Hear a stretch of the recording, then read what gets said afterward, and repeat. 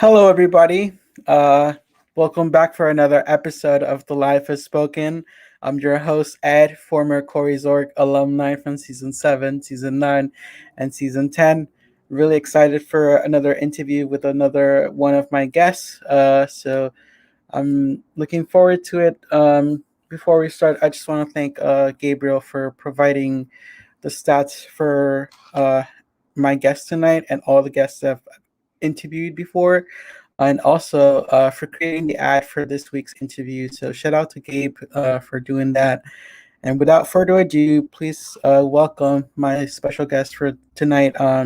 He made his debut on season 3, Fans versus Favorites. He played season 4. He also came back for the All Star season of season 6. And his most recent appearance was on season 10, Game Changers. Please welcome my guest, Alan. But yes. Boo! I mean, yay! Hey, What's up, Alan, how Ed? are you? I'm good, and you? I'm doing great. Thank you for being here. Thank you for taking the time to talk to me about your journey in Corey's org and No the problem. craziness that has been the pandemic in this past year. No problem. I'm glad to be here. Thanks for having me. Yeah, I'm excited. So just to start off, get the ball rolling. Did you, where are you from exactly? Like, what state do you live or did you grow up with? Well, I am originally from Mexico, and Mhm. I came to the States pretty early. I think it was like 2 years old. I moved around a bit, then I settled in Arizona, so that's pretty much where I've grown up. Mhm. And have you moved like from there, or you still reside there? I still reside there, just school, like that's where I know, like kind of, and then just all my friends are, so it feels like home to me. Okay, cool. Would you say that it's kind of different from like maybe like living like in the south or like even in Mexico, or in comparison to like living up north? Like, because I know there's like a lot of internationals, like and then you have like the people from like Texas, and it's like it's always like everybody has their own things from their state. So would you say that it's like when you hear about people's like where they're from, like oh in New York or like Canada, you're kind of like oh well we don't have that in Arizona. It's more like Yeah. this type of way. Yeah, no, we just have dry heat and like scorpions. So yeah, no. I think we're really like we're right next to the border of Mexico. So obviously, like Mhm. this helps out, like being like Hispanic and Mexican. Obviously, I get to Mhm. be able to speak Spanish a lot and kind of interact with my culture, and yeah, and then like I said, all we have is dry heat and scorpions. So hooray for us! Yeah, I think we had a conversation once where we were talking, and you literally said like it's like burning hot here, and I was just like, oh my god, I can't imagine right now how it must be there if you don't have an AC right now. Oh yeah, no, it's if you don't have an AC in Arizona, dude, like you are. That's rough. Like the other, like I think a couple years ago it was like 120 degrees and like everything shut down. Like the airport shut down because the airplanes because it was too hot for them to take off. So it was you need a good AC in Arizona or else you won't make it in the summer. Oh wow. Well, getting back to Survivor, how did you find about Survivor? Were you always a fan since you were little? Did Was it something you discovered more towards like recently, like, or do you consider yourself a hardcore fan or just like a regular fan? No, I mean I didn't grow up. I didn't grow up watching Survivor. I discovered it when I was actually I had a head injury when I was like around sixth grade, Mhm. and I was kind of in a coma for a while because it was a really bad head injury. And my nurse, who's I guess assigned to me, she would come in and she would watch. I remember it being season 21, so Survivor Nicaragua, and I remember like being able to hear, the stuff. Like I heard Fabio's voice, I heard Jeff's voice. So, and even after I woke up, she would come in and watch it because my room was like quiet, and she Mhm. was able to just eat her lunch and watch the show. So that's how I got into it, which is one reason Fabio is to me a better winner than most. Mhm. I know people don't consider Fabio to be like a top five, top 10 winner, but in my eyes, he's a good winner. So that's kind of how I got into Survivor, and just the whole concept really is fun to me. The whole idea of like, oh, you have to vote these people out, but then you also have to be nice enough for them to be like, you played the best game, so here's $1 million. Congrats. Yeah, exactly. And then like, sorry, something happened throughout this year that a lot of people know about. It's which is like the pandemic. Tell me, how hard was it for you, um, going through the pandemic and then just being isolated? And because were you new to the org community, or had you followed like, 100%. yeah? Yeah, because the pandemic, like, I guess I think everybody in the orgs knows that, like, I grew up in the foster care system, so like, I'm not close to my family. So when the pandemic hit, I was an RA in college, and I had my own dorm. And when the pandemic hit, our school told everybody like, if you can go home, go home. So everybody left, and I was the only person in my building that didn't go home. Hmm. So campus was like a ghost town. Like, so I did nothing but like watch stuff. Like I watched whatever shows I needed to catch up on, and that's Hmm. how I got more into Survivor, Hmm. because I originally just started watching like on Hulu. And if you've ever seen Survivor on Hulu, they don't have all the seasons. They stop at like 30 something. So 34, I think. yeah, um, so then I was just like, I guess I need to finish watching the show. And then I watched, and then on Facebook the group came up. It's not the fan jury, it's like the main group. Hmm. Forgot, I don't know why, but the name is completely blank on me right now. Like the main group where like Corey started and everybody. I'm like, that's I joined it like just to kind of be able to ask questions, like had certain questions about why this player did what and whatever. And then me joining Corey's org was a complete accident. Really? Yes, I was scrolling through videos, like I was just, and his live came up. Hmm. And um, he was just making the announcements. And then I remember just saying some stuff like, so this could be fun because I have nothing else to do. Hmm. Like we were still on spring break, so like why not do it? Yeah. Um, so which is a fun fact. Corey actually pronounced my name the right way when he announced my name. Like he called me by my actual name instead of just Alan. Uh, Alan. yeah, and Yeah. then he also pronounced my last name right. So I was like, But okay, like yes. that. Yeah, I was like, so that's impressive. And Yeah. also, he also did kind of forget about me because at first he made the announcement for 20, but then I was like, you forgot about me. Then he's like, oh, there's a twist, and so that's when he made it to 11 people per tribe, and that's how Hmm. we got to number 22.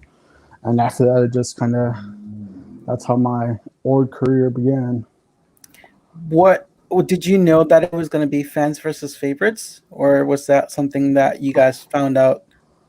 I think he said it. I was more focused on the redemption. So the redemption thing, the theme was like fans versus favorites, so Redemption Island, and I Hmm. was more focused on that. Because I just finished watching so Rob's winning season, Redemption Island. So I was like, okay, good. So if I suck at this game completely, I at least get a chance to come back, whatever. Hmm. And yeah, so it was very interesting to say the least. Or did you at that point you had like become, I guess, like a super fan, and you kind of know like what was going to go down with the strategy? Was there any type of strategy or type of way that you wanted to play going into that season? And how hard was it for you to like connect with people, if it was hard, or was it easy to like talk to people and create those bonds and relationships? I mean, honestly though, like the concept of an org, um, was very weird to me because it's like they're just like it's just like Survivor, but you do it online. So I just Hmm. had like a million questions of like, so what happens if you take screenshots or like this? And I just had a million questions, so I just kind of had to step into it. And I would say my strategy was just to kind of be be friends with people and just kind of and don't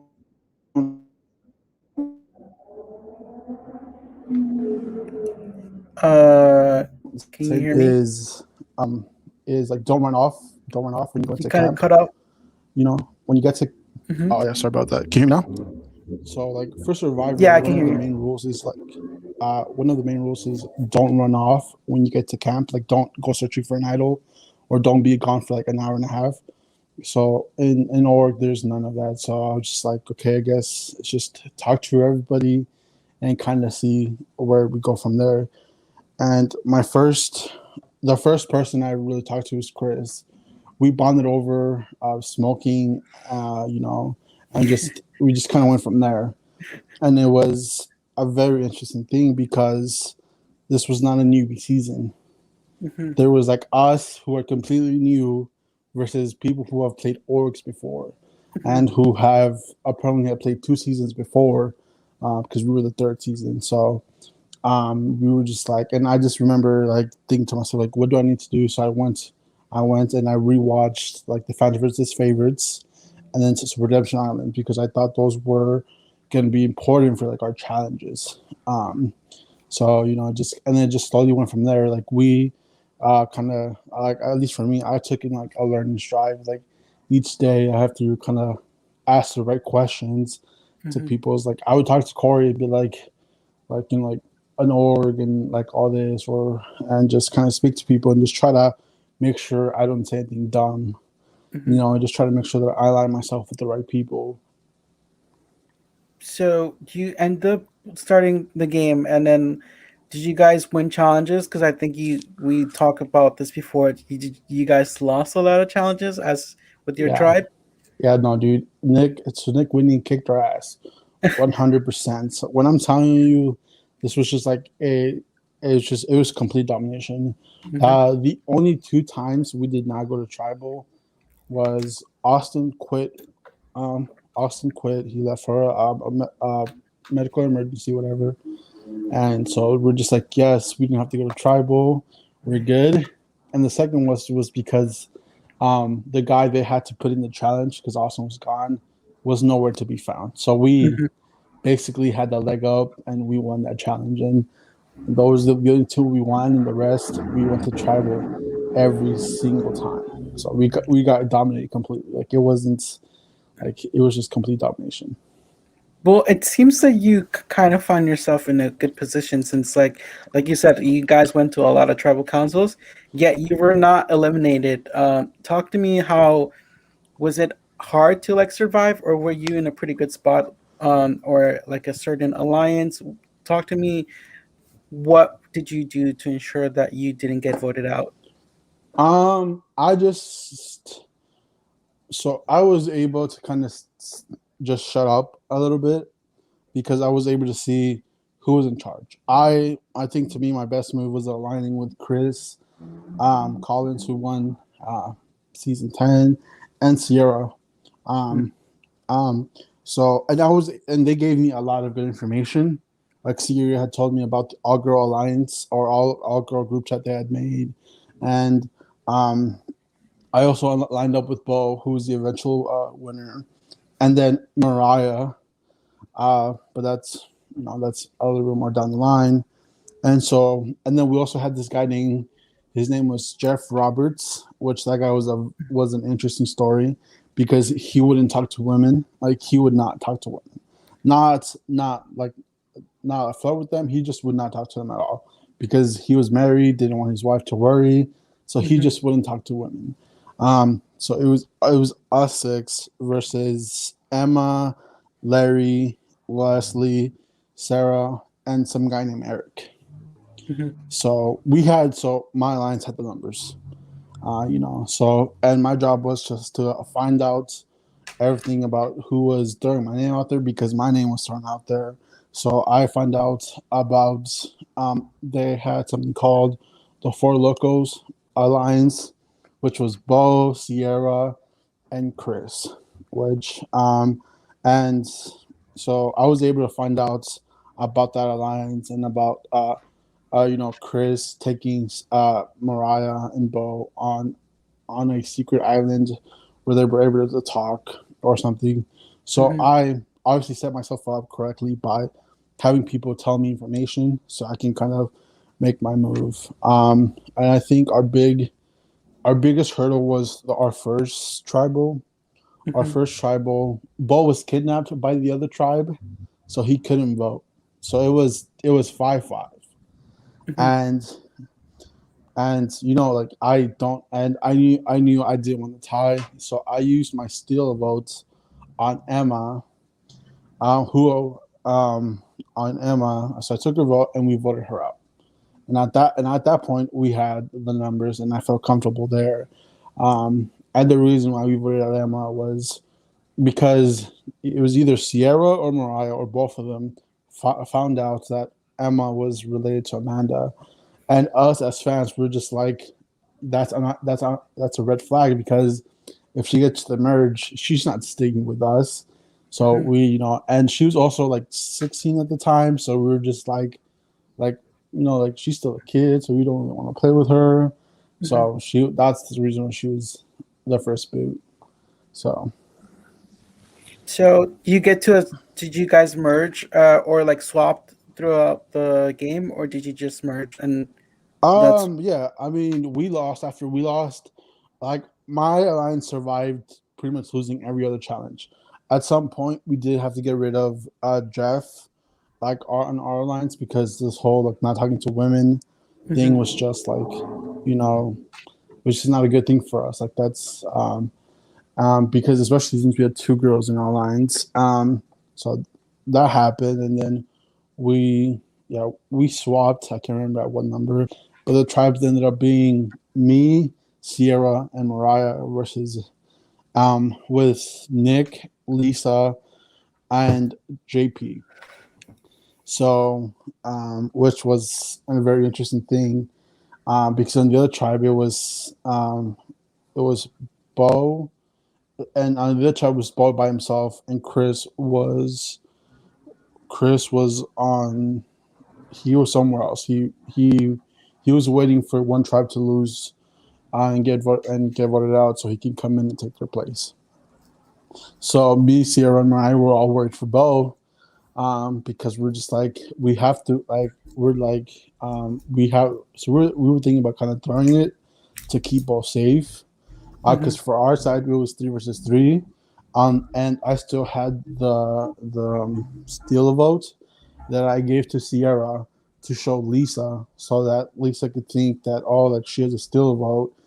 So like we could, because what I was trying to do was a 3-2-1 vote. I was kind Mhm. of talking to Lisa like, hey, so let me vote for you guys. Like let me vote with you guys so that way we can make it 2 votes on Mariah, 2 votes on Sierra. Uh, you know, my actual plan was to try to get a 3-2-1, but the favorites were just not talking to us. Like they were sticking together, and then Nick had this like blunder where Corey announced some. It was like I think it was an idol or something, and then he put in our main tribe chat. I hope one of us three win. And Mariah was like, but there's 6 of us. And Nick quickly deleted the comment and he changed the color to the chat. And we still kind of poke fun at him for that because it was pretty funny back then. Yeah, I think he did the same thing on season. I don't know what season that I was there, and I heard something about it that he commented something about that, and it just showed that he was in an alliance with certain people. So that was kind of funny. Talk to me. How frustrating was it for you? Because you said like you were talking to the favorites to get, work something out or try to work with them, and they didn't really talk to you. I mean, it was frustrating because we're just like, dude, like, come on, like, like, play the game with us, and they just wouldn't. So, and it was so hard for us because we're like, okay, so do we throw the challenge so that Bo is safe? But at the same time, we were just like, but what if they have, like, what if Lisa or Nick have something like an idol or something? So we were just kind of going back and forth. And then our first challenge as a tribe was for some weird reason they picked me to be the answer person instead of Mhm. Nick, and I completely like saved my tribe because we were just doing like a trivia thing, and one of the questions was who was the first person to give up their individual immunity to another person. And obviously, like your first thought is Eric and Founder versus favorites. But And it's but I not. just yeah no it's not. I knew it was I just watched season 6 of the Mhm. Amazon where Jenna was the first one. So and my team was like, oh, it's Eric. Like, just submit the answer. So and then I just took a gamble and was just like, oh, it's Jenna from season 6, and we ended up winning that thing. So it was pretty cool. And then the other tribe went to went to tribal, and then Bo had an eye or something. I don't know what happened. He had an eye. He survived, and then we go to we do another challenge, and we end up winning again. And so we're just scared for Chris and Bo because we're like, okay, like it's one of them. You're gonna get voted out, and then Chris has to walk away, and then Bo yet again another idol, and they're spared. And I think at that moment, I think after that we merge, Mhm. and we had it was even amount of it was I think yeah it was five fans versus five fans versus five favorites.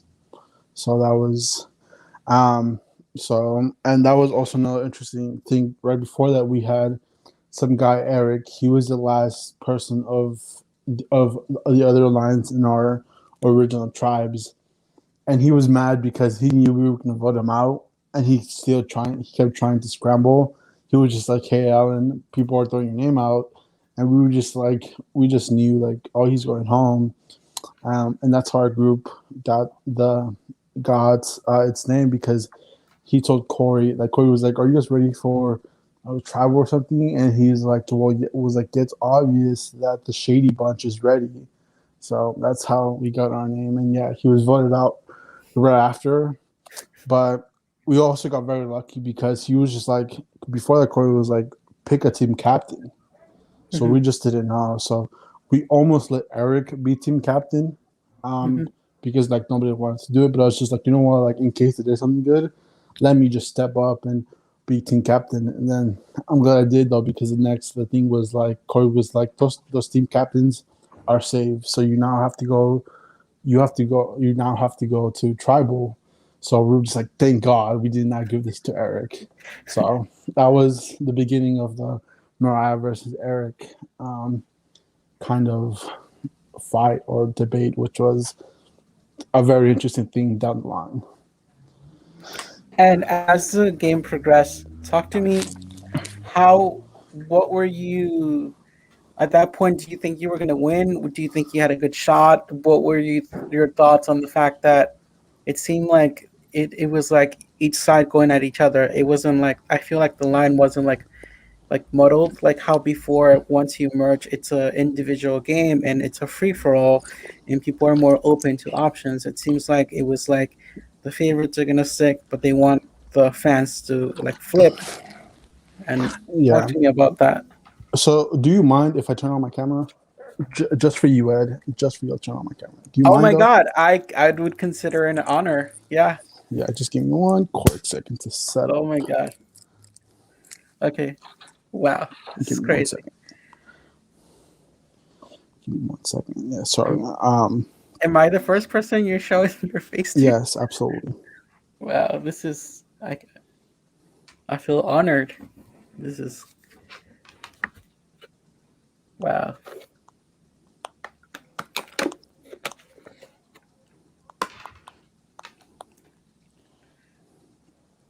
All right. Give me a second.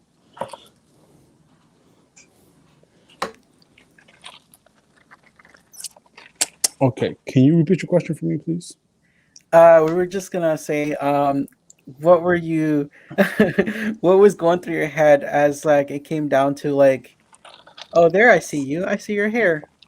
Uh, and is that the shadow of the famous fan? Yes, that is my fan. That is the fan that's in the Hall of Fame. So Oh, okay. My question to you was like, it seems obvious at this point, like it is a tight, like a tight spot where it's like the fans trying to survive, and then you also have the favorites that are trying to, in a way, I feel like they're gonna stick together, but they still want you guys to flip. What were your chances at that point of you thinking that, hey, I could win this, or are we just gonna get picked off? What do I need to do to get to the end? Well, the thing was, because it was a tie, um, because it was a tie, like I was just like, okay, like unless they have a steal vote, which apparently Nick did, but after the season told us he did have a steal vote, but he was afraid to use his steal vote because Sierra showed him ours on when we were in the trap together, so he didn't play it, which is a good thing. So it was a tie. It was 5 votes Sierra, 5 votes Nick's, and I begged the fans to, hey, don't flip, because if we flip, they're gonna take us out. And they all, and then Sierra gave them permission, and I was just like, don't flip. I like, again, like, so I much rather go to rocks than lose our numbers. And they all flipped. I was the only person that still voted for Nick. Sierra was voted off, and then apparently after they were voted off, the fans or the favorites all took shots. They Yeah, called each other. I was just Yeah, gonna say, like, that's when they Malibu shot. Was that, is that created, I, or what I happened? They know took shots. that's so. Mariah got the nickname somewhere else, but yeah. So the only thing I do know was that Nick was like, "Y'all want to take shots after her vote out?" So that was kind of funny. But after that, it was 5-4, and I told Chris, "Was like, dude, we're gonna get picked off." Like, Mhm. and I even predicted the order. I was like, it's gonna be you, then Mariah, then me, then Bo. And they obviously only got to Mariah. And it was weird because at some point Mariah was like, Mariah, who was, I would say, technically running pre-merge for our alliance. Mhm. She was technically running pre-merge. Like Bo like sit back and kind of rode Mariah there. And Mariah was like, I have to vote out Bo because he's gonna beat me, whatever. Because at that point, Bo had played like 3 idols, and people just liked them. And she was like, "Hey, would you vote out Bo for me? No, would you help me vote out Bo?"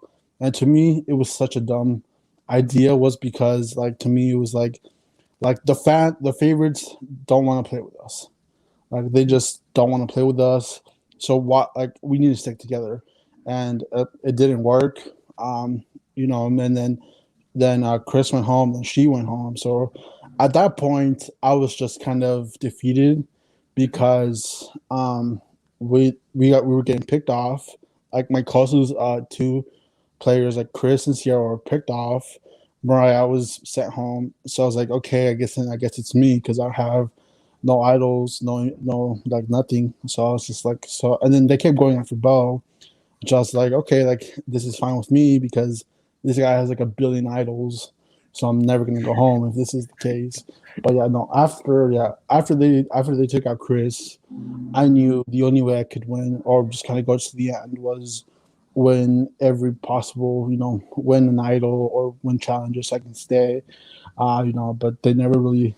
I was just there, like I was just there on my phone, just looking at memes. Like I couldn't do anything. It was kind of impossible to try to talk to the favorites because so Lisa and Nick were very reserved.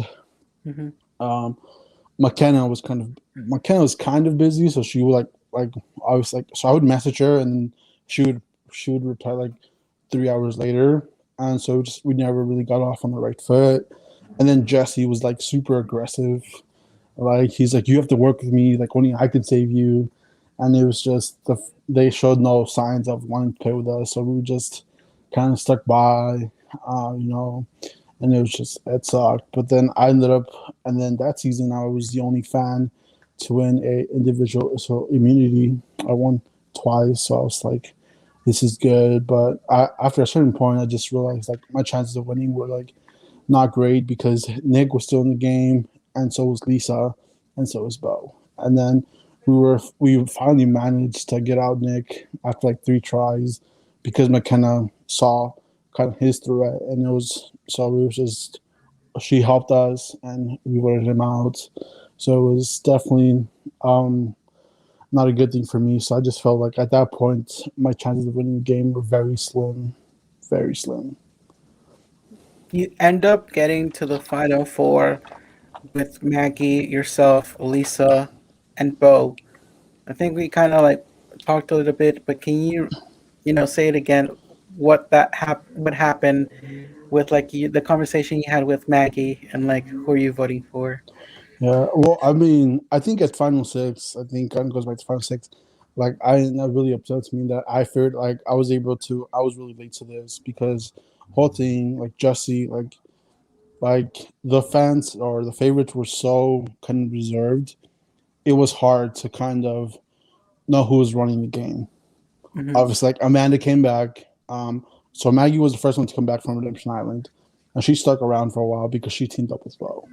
And then Amanda came back, but then Amanda super idol, like that, and I knew that could never work with Amanda because I voted out her sister, took her vote away, so I don't think she wanted to work with me.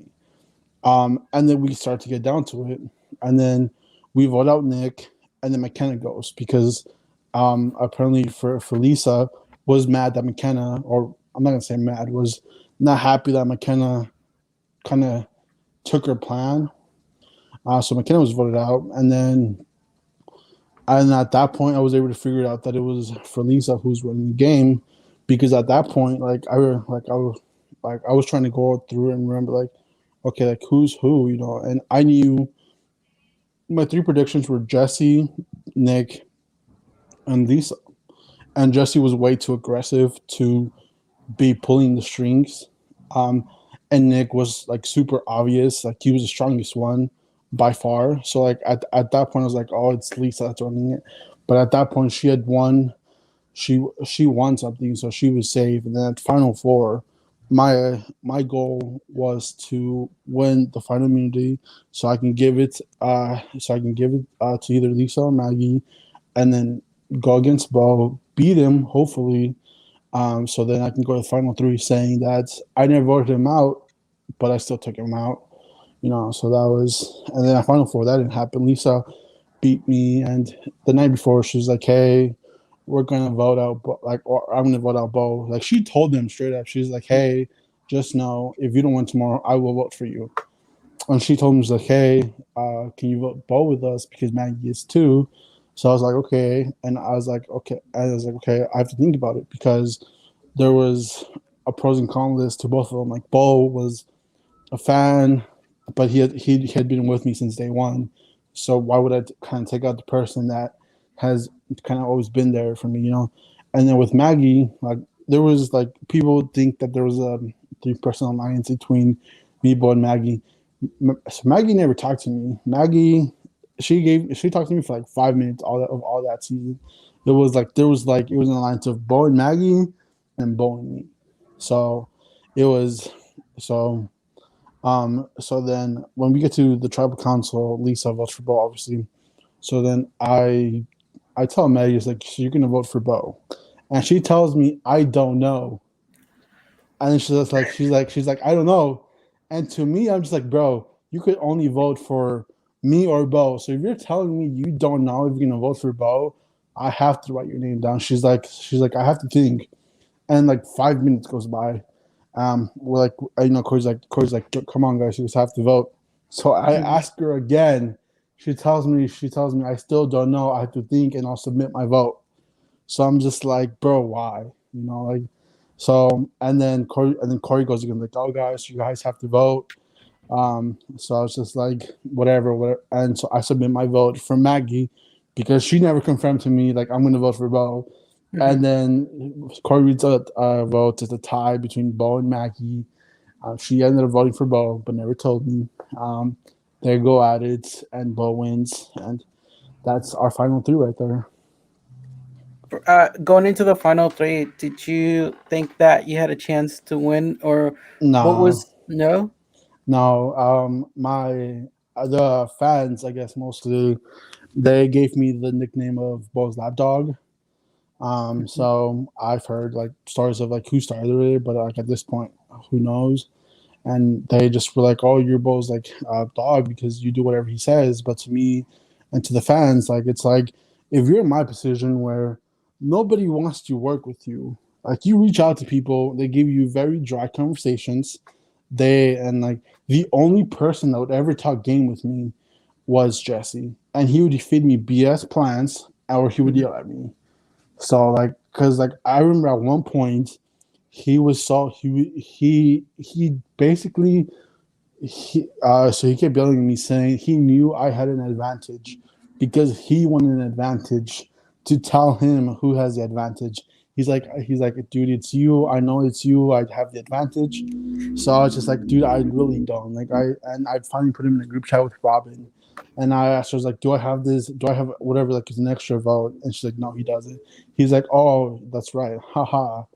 I was like, what the fuck? And then apparently, so Maggie told him, and he believed Maggie because Maggie gave him a shirt, whatever. And so like that's one reason he trusted Maggie over me saying I don't have it. So it was that. But yeah, Corey was like, dude, people call you Bo's lapdog.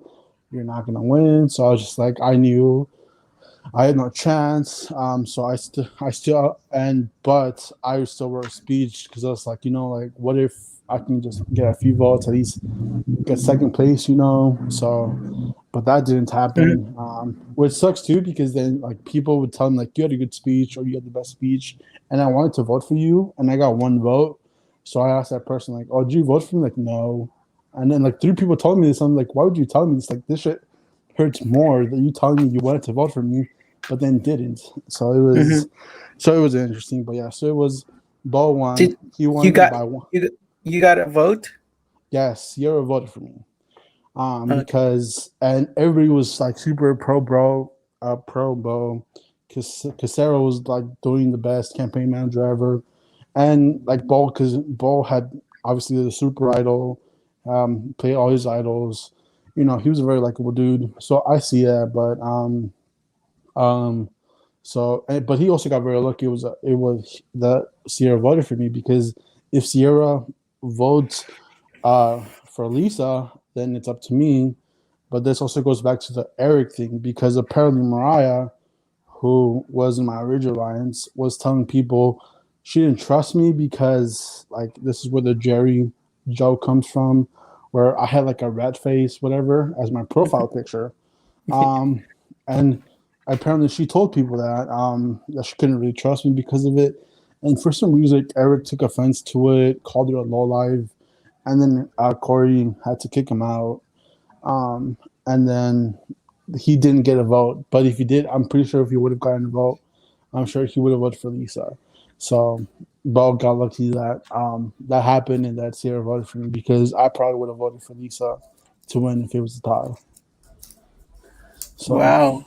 very interesting season to say the least. Probably the best season in Corey's org. So Uh, so that happens. It's funny because you said like if that happened that she votes for Lisa, and then he's there and he votes for Lisa as well. It goes to a tie, and then you end up voting for Lisa. So Bo would have never won. So that's yeah, no, interesting. definitely.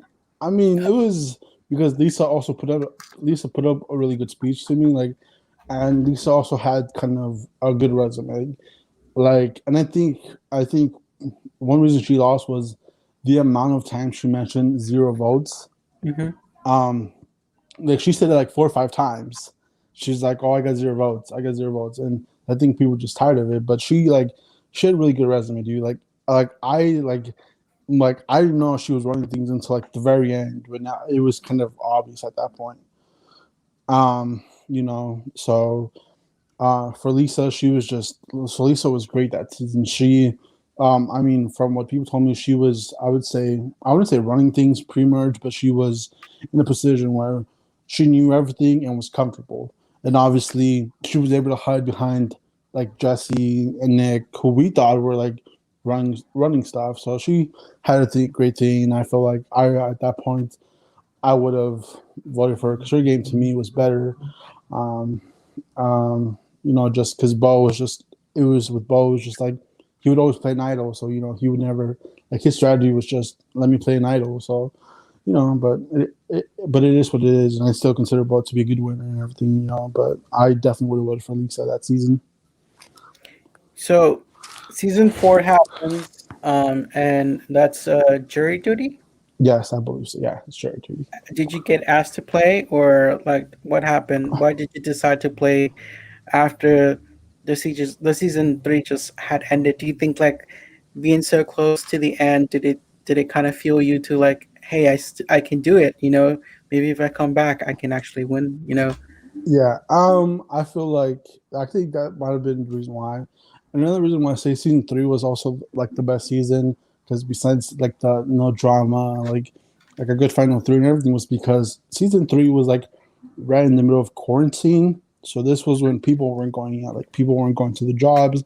So we literally sat around all day and just talked to each other, like and like so season three was just kind of that was great because it was like a couple of weeks. Nobody went anywhere, so we had all the time in the world for it. Season four happened, and then like Chris and Sierra were playing, so I was just like, and Bo was also playing, so I was just like, like why not? It's gonna be fun. Season three was fun, so why not try it again and just see what happens? And you end up playing. Talk to me, what being on the tribe with the people that you were, what were you thinking? Like, I can work with these people. Am I in Um, trouble? yeah, because it was me, Nick, Sierra, and Emma. And so obviously I had a really good relationship with Sierra, with Emma. Like obviously like me kind of being the reason why she was right out first and everything. I was able to mend that fence quickly, and she was like, "Oh, no hard feelings, whatever it is, what it is." And obviously with me and Nick at that point we had talked a little bit more because obviously during season three post game and everything we were just able to talk. We just had a lot of common interests, so we were able to talk and so I was like, okay, like this is definitely the four I can work with. And then the other four newbies were Christina, Vamp, some one of Corey's coworkers named Jennifer, and Mhm. some guy named Crispy, one of the Chris's. And so I was like, okay, like I can, and we had Nick. So like having Nick on your team, bro, like that's like having Mhm. Michael Jordan on your team. Like this man, I was like, you know what? This whole thing of me losing every single challenge that pre last season is not Mhm. gonna happen. Like we have Nick here. Like Nick is like Michael, like all of Michael Jordan's. Like I knew I was good. So I was definitely so yeah. So and we won every single one except the one we didn't. Obviously, I went home, so that was rough. But and for some time though, I thought about kind of going over to work with the new people and voting out so Emma as like our first thing. But I was like, no, that's kind of messed up to make her, The you know, Francesca of Corey's yeah, work. yeah. And then I talked to Corey about this because I remember talking to Corey for one of the confessionals. He's like, hey, so if you do it, can you put Francesca as like her like parchment name? So I was like, yeah, I got you. And I almost went through with it, but then for Jennifer, she said I was untrustworthy or whatever. So it's Mhm. just like I can't really work with you guys. So she was our first vote because Christina didn't want to go to Rock so early. So Jennifer was our first vote out. But that was the first tribal council. Yeah, so that was our first tribal council. Like I can't remember. I feel like we lost on a tie or something. Mhm. We lost on a tie or something, and so she went home. And the next three or four tribals, we ended up winning. So a lot of people were sent home on this side, like Larry and other people. So and then when it comes to mine, Jennifer took away my vote because it was like for the theme of the season was for the jury to be involved. Mhm. So obviously the jury could send good stuff and bad stuff into into the game, and Jennifer took away my vote. So I had no power, and I made the mistake of telling Christina, and that's why I guess I was targeted because I had no vote, and I Mhm. guess Sierra had decided to also flip with them because she had made a deal with Larry and Sarah for a final three, and she thought I was going to work with Chris. So they decided to vote me out. So I was sent to the jury. It sucked. How disappointed was it for you? Because you had just gone third place on a previous season where you said it's arguably the best season for you, which I mean, I can say as the people that I've played with, like Mariah, I've never played with Bo, but he's great. And even like Chris Collins, the winner of season 10. And then coming back for another, I guess you'd say like stacked season. How disappointed was it for you, like to like go out so early? Was there any things that you think like you could have done differently to like I tweak your mean, game?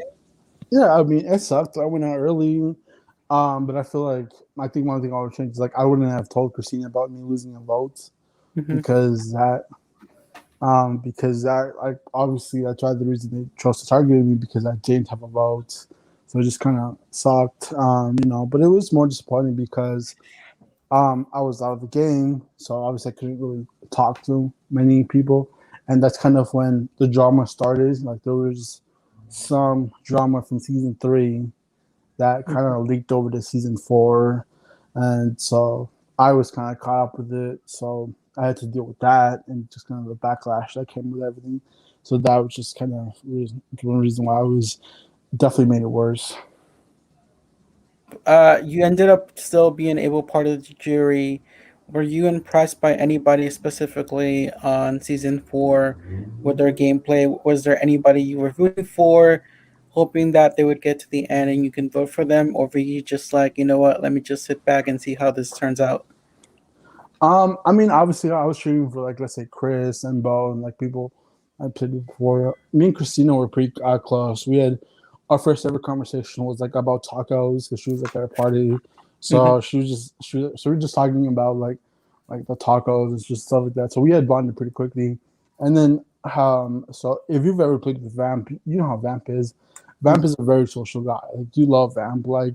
Vamp that season, I think we all agree. Vamp, if Vamp would have made it to the end, he wins. Like no matter He who's sitting there, he because got just fourth Vamp, place, right, on season yeah, four. yeah. I think that people at that point just like he's a huge target. So like let's get him. Let's just get him. Like let's just vote him out. So Hmm. obviously, so there's no real person I was like rooting for or everything. So I was just watching the season. Um, Also dealing with the drama. There was a lot of drama in that season. Um, Can you talk about on your perspective of what happened and what? um, so our winner Emma, so her and Jesse were I guess close ish, and then something came out where that apparently Jesse was feeding her advice slash coaching her about what to do, especially during a certain moment where they went to rocks.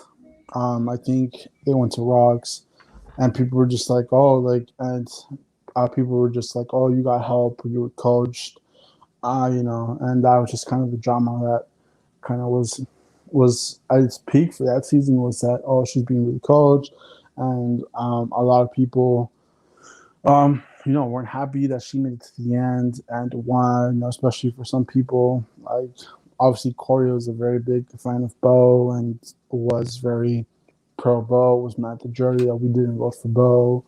He like even made the shirt saying Bo the first two-time winner, and was just very disappointing. And so everything that happened with that season was just the coaching scandal, and then people you know people were being accused of showing certain stuff on Zoom so people wouldn't vote for them. It was just a lot of drama between either the contestants themselves or like the castaways and Corey.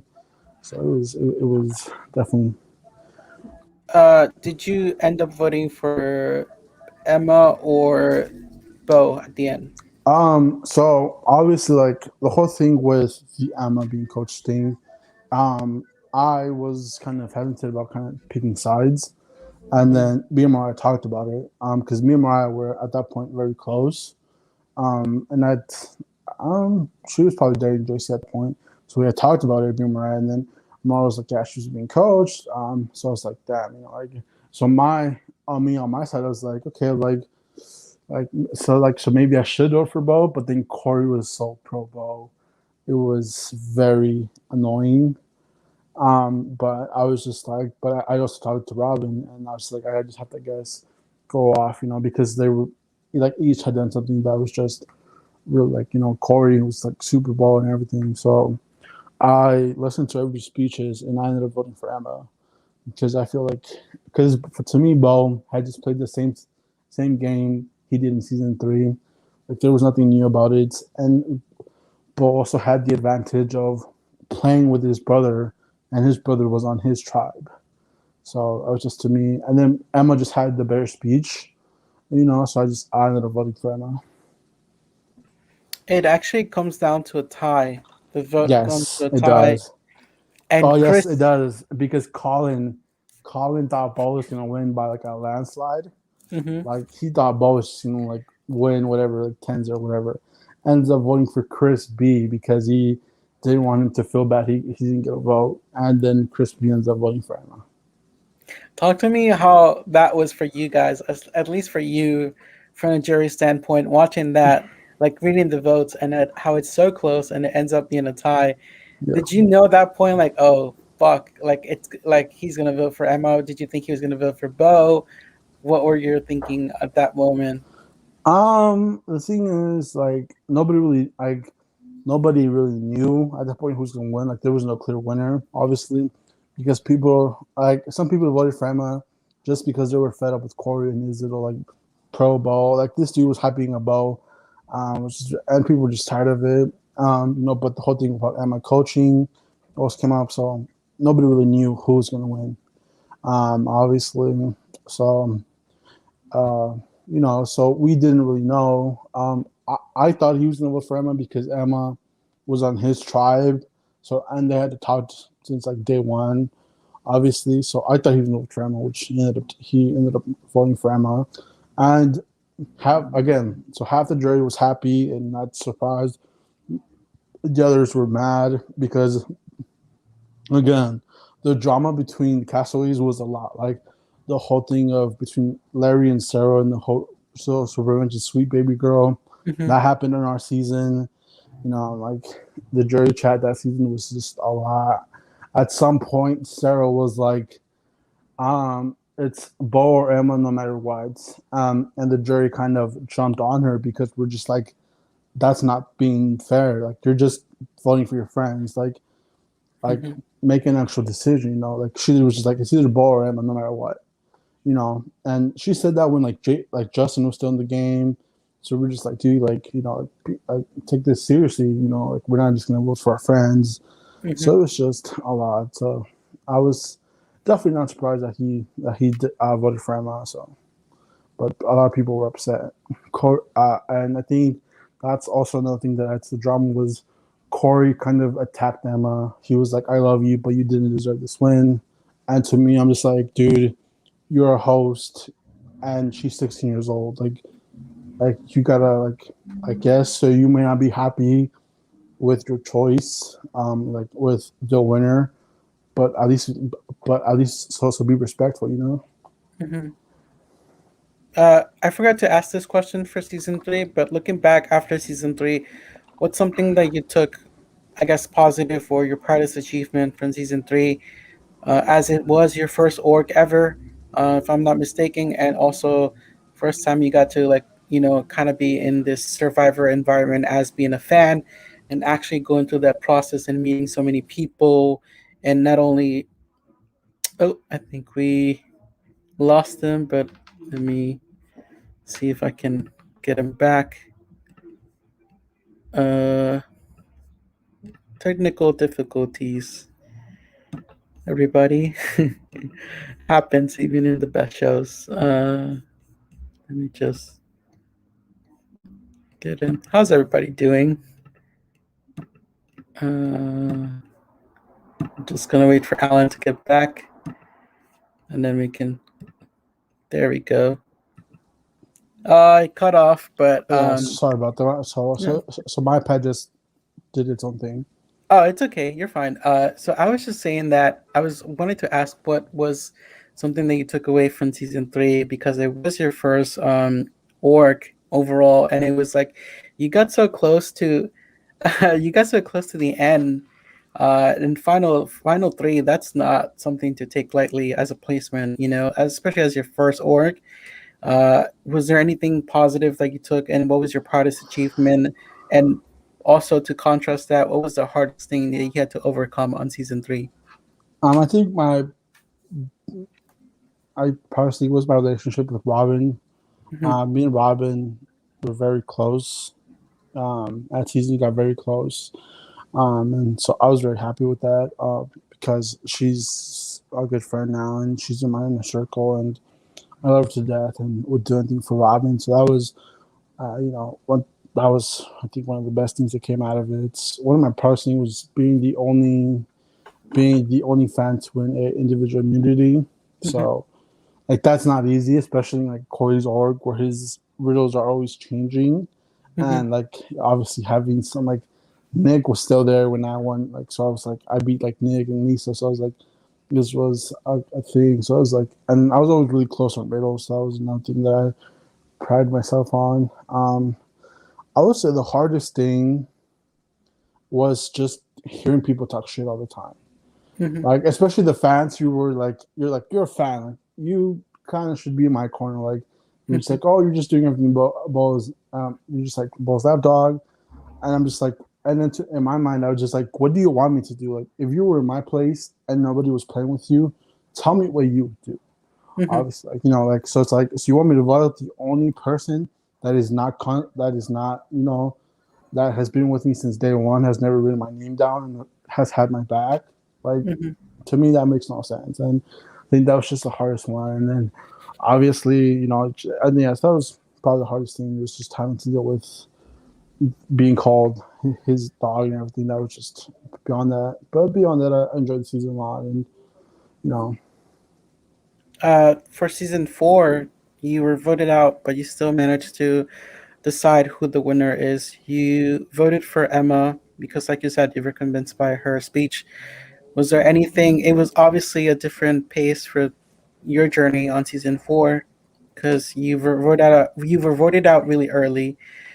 Is there anything positive that you took away from that season, even if it's so small? Because I know that you just said that it was a lot, and there was a lot of drama, and also having you know falling really short, by being voted out really early. Is there anything you took away from that? And I mean, I would say more friendships. Obviously, me and Christina became really good friends after that. And then me and Vamp, we remained friends. So that was really fun. Obviously, just getting to play the game again was fun. Obviously, but I think season after season four, like just all the drama just kind of made that season not so enjoyable for me. But obviously, there was some bright takeaways like with the friendships and just kind of playing again and just getting the experience. would you say that after season three and season four, that's when you really got to make those bonds like really tight? By because you explained that you guys would like stay up until like 3 a.m. or play Yes. games and Among Us, which because after that you didn't play until season six. Do you think that there was a lot of pregame in between, and Oh, dude, there was so talk much talk pregame. talk about that? Obviously, well, yes, after season four, there was the Corey family group chat that JP started, and everybody was in it. And then Mariah and Jesse um, began playing Werewolf. So, and then they invited me, and we were all playing Werewolf, and then we would invite more people, And then we started playing other games like Secret Hitler. We started playing Secret Hitler. So Jesse was like, let's just make our own group chat so we don't have to bother the group and we can make with the people we know that play. And kind of like everybody was invited. Like JP was invited at some point. Corey was in the group at some point. Like Bo, like everybody, like was just and we were playing like on a nightly basis for hours and just talk about the org, regular Survivor, or just play games. So and then and then so season five came around and we thought it was going to be All Stars, uh, and people just wanted it done because it was all because it was during the summer, and and that's when people wanted to do it because it was during the summer and stuff started to open up, started to open up again. So it wasn't like season three where everybody was in the house. The people That's when people wanted to do it, but then Corey said no. We had season five, which was a good season overall. Um, got got some good friends out of that. But then season six came around, and I think at that point the drama within the org was at its near its peak. Obviously, a lot went down. There were groups, there were people talking shit about other people, and it just so yeah, there was a lot of people. Dude, people were pre gaming for All Stars season four. Just so there was there yeah so there was so and everybody was doing it, and I think that's when we got the addition of Abby was um because of yeah, and that's when we got a lot of people just from pre gaming. Like Gabe was able to kind of, I guess, pull Abby from back from season one, which is very interesting because this whole time I thought it was Austin because that's how McKenna came back in season three. McKenna was literally like Austin begged her to play, and so she did. So it was cool to have, I guess, to meet new people like Abby. Uh, Um, would you say that was there the pregame? Did you was there a specific people that came to you that wanted to work with you? Were you excited to work with certain people? And was there a lot of alliances oh, before season dude, six? everybody had a line. So like, I'll tell you, dude, people were pre-gaming with people before he was even confirmed. People were making lists like, "Oh, this is who I think is gonna be on there," and people were just all pre-gaming it, dude. Obviously, and I think it just sucked because Corey put a target on the Among Us people because he was like, "Well, so they're going to be in alliance together." So and then obviously, but people were talking to everybody, like people were talking to Maggie, people were talking to Austin, people were talking to I think you cut off. I can't hear Christine, you. like everybody was talking. That's had it. What happened? You cut off to the last part. I Uh, couldn't hear it. Yeah, that everybody was pregame. Like everybody who was either going to be on the list to play season six or might have had the chance to play season six. Were pregaming. Like people were talking to Lisa, who's a lawyer and was not going to play. People were pregaming with her, so just people were ready for All Stars. So it was yeah. So a lot of people came to me, and that's where it's the LNC, like Austin mentioned it to you, where Mm-hmm. me, Gabe, Abby, him, and McKenna, like, because we would all stay up till like 3 in the morning or whatever. So we just made that alliance, and and I was happy with that alliance because they were all very close friends of mine. Like me and Mm-hmm. Gabe, if you know anything of me, like I was an RA back then, so I had to be up at 3 a.m. during my walks. And Mm-hmm. Gabe, to him, that's like his like lunchtime. So like, and he would just send me a random meme. So I'm just Mm-hmm. like, okay, and then I would send him a random meme, and we would just be doing this shit all night. And then obviously me and Abby, like Abby was kind of the same way. Like Abby was always up, so we just talked, and she was a really cool person. I'm really Mm-hmm. glad I was able to kind of make close friends with her. So yeah, and then like McKenna and Austin, obviously I got close with McKenna, but I knew that without that if I want to work with McKenna, I'm gonna have to work with Austin. So Austin was part of the group, but I was happy because I just felt like we had a good group, we had a strong group. So I was pretty happy with that alliance, and we were able to kind of go out and just talk to everybody, and then we'd come together at night and just compare notes on what people were saying. It is it true that you were working with Austin and McKenna, Gabe and Abby, but also Austin was trying to target you? Oh yeah, dude, Austin. Yeah, no, that's yeah. I mean, yeah, that was told to you by multiple people. So, and I believe it because obviously season 10, you saw how that played out. Mhm. But I mean, that's how it was. So like, because for season six, there was a big divide. At some point, it was like Maggie versus Austin, Hmm. versus, and then it was like, and then it was like Maggie versus McKenna. And so it was like you either have to pick a side or in a group, you know. And it was like Austin versus Christina, and then it was like, and like yeah, so my name kept coming up there.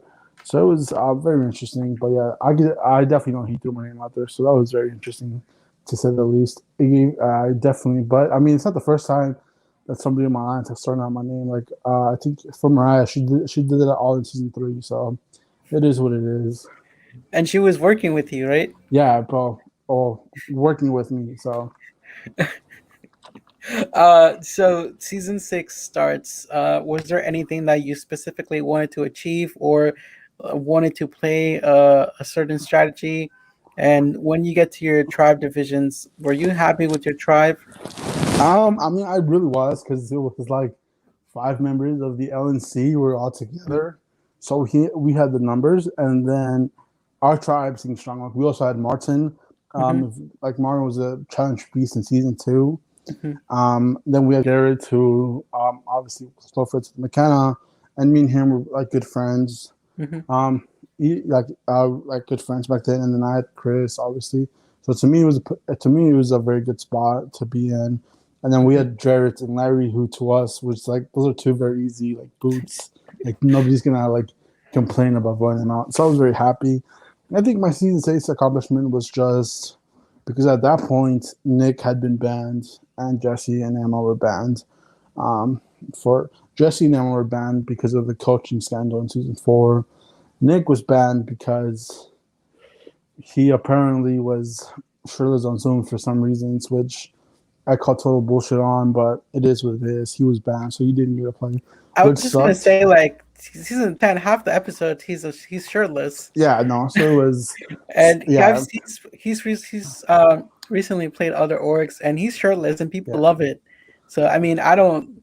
If yeah. anything, I mean, I don't. Well, I that's just my opinion. Yeah, Uh, no, no, yeah, no. Corey was like, "Oh, he's being shirtless, so Ball doesn't vote you out." I'm just like, okay, like that's not a real reason, but okay. So he was banned, and I mean, I will say like it was like good eye candy, but I still would yeah, have voted out Nick. I yeah, mean, like it's like, dude, like no, uh, that's interesting to to see yeah. to hear that maybe that could have been. Yeah, and then I Um, mean, yeah, and then I mean, but I also I like, and that was the two things for me. Like, I wanted to play with Nick again, and then mhm, Robin was also in the conversation for season 6. Like I said, everybody was kind of. So I was hoping she played, but she didn't play. But she was still a host, so that was fun. And literally the only thing I did not want on my tribe was to have Bo and Chris and to so because Chris is a huge he loves Bo, so like I just didn't want to deal with that, and mhm. or I just didn't want to have Mariah on my tribe, because again like she's not loyal to me, so it's like why would I want you on my tribe? But I think that's kind of the other things I wanted. But I was very happy with my tribes because she wasn't on my tribe, Bo wasn't in the tribe, and I had Chris, so like I didn't have to worry about Chris having to run off to Bo. So it was a Mhm. very good start for me, at least. You said the LNC, most of them were there. Austin was on the other side. Yeah, which was even like, dude, like, bro, if God was like, here's your like that shit was like perfect, and then it worked out well for me, like the starting of the Mhm. tribes. So then there's a, I think Austin said that his one of his favorite moments is when like you guys got called back into Zoom Yeah, and you hear that Maggie gets voted out. How yeah. shocked were you? I mean, I was very shocked because like people were throwing her name out, but like Maggie is not the first B type. Yeah. I just thought people were gonna like because she's very good about getting people on her side and stuff. So I just thought like, hey, like she's not gonna be first boot. Somebody like Jeff Wynn's, a winner, somebody who's really unconnected. He's gonna be first boot. So when and Bo was still there, and at that point, people were just I feel like people were just sick of Bo just being there. Um, so I was very surprised that they elected to keep Bo like over Maggie. So I was very surprised. Moving on, as the game happened, there was some swaps. Were you happy about being swapped? or not?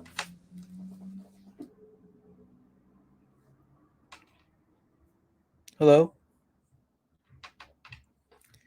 I think Alan. at that point, I think at that point, I won like one challenge we lost. Oh yes, Mm-hmm. can you hear me? I didn't hear the last part, but I guess you can repeat it if you Yeah. don't mind. So basically, like we like even though we were a strong tribe, Mm-hmm. we didn't win all the challenges because we just had like smaller screw ups. Like one of our challenges was like to get like to take a picture of like a street sign with like a survivor's name. Mm-hmm. And we lost because the other tribe got Tog Herzog, which was kind of the big theme of the season. Mm-hmm. And then another challenge we lost was because of some orange shirts where we thought it was Cliff instead of somebody else. So we just lost that, and then I think so. I ended up getting voted out because we voted out the easy people, and like I guess our tribe was Larry and Jared's. And then I guess Gabe shined on people into voting me out.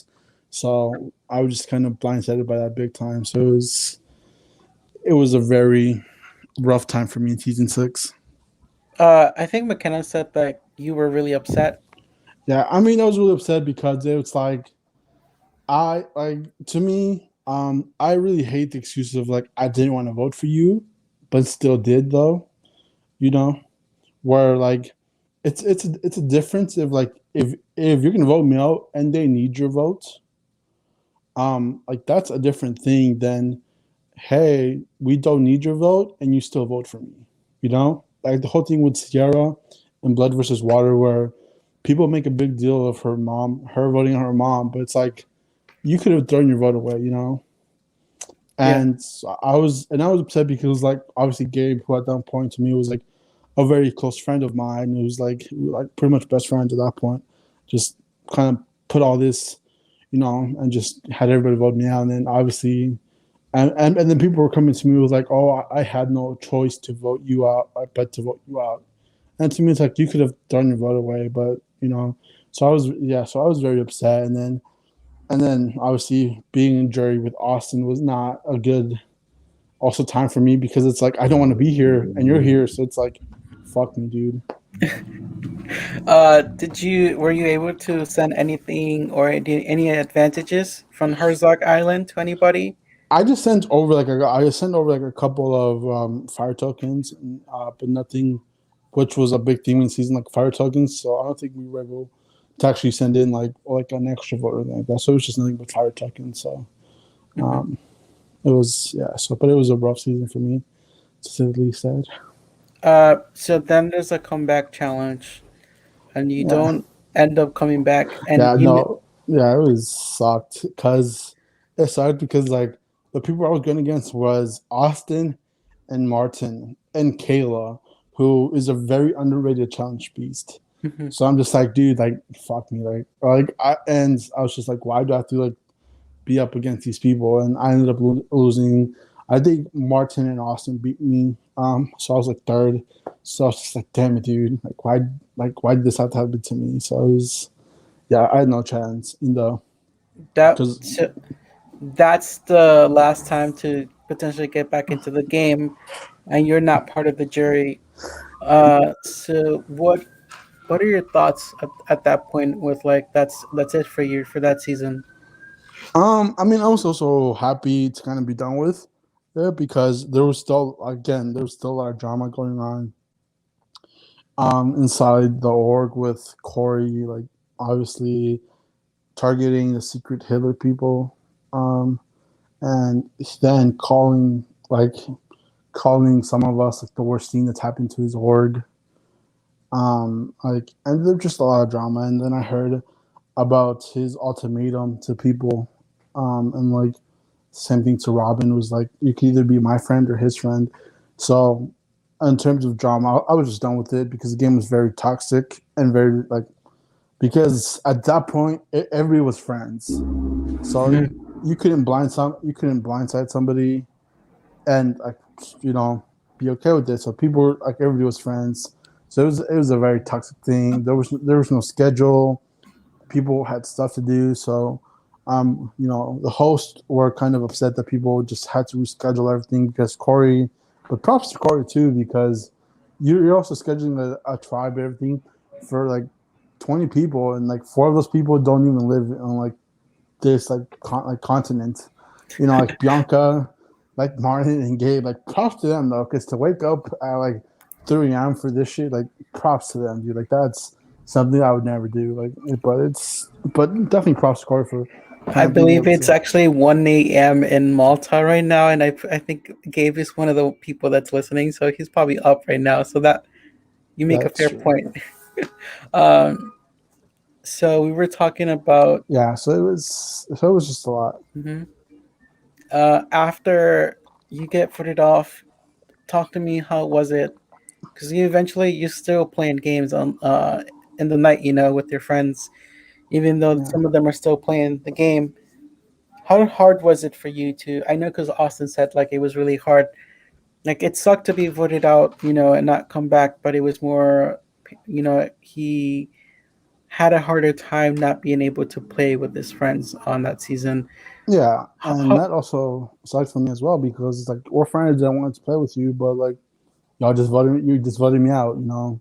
So, but we still played games all the time, which kind of was like it was like salting my wound to me because it's like bro, like hey dude, like fuck you for voting me out, but I still want to play games. Mhm, And obviously it was both, but and that's another good thing we did a pretty good job of was keeping game talk to a minimum mhm, because it just wasn't one tribe that was playing. It was people from both tribes that were playing. So we were really good about hey, no game talk, no strategy talk. mhm. That's we were good about that. So so just kind of things kind of kept as normal, and then yeah, and then obviously rumors came of that when I guess people were upset about a certain challenge, and then somebody went to go tell Corey that we were talking about it, and then Corey was very upset that we talked about it and called us ungrateful and all this other stuff. Was there anybody you were rooting for at this point, like to win, since you were voted out and didn't get to come back?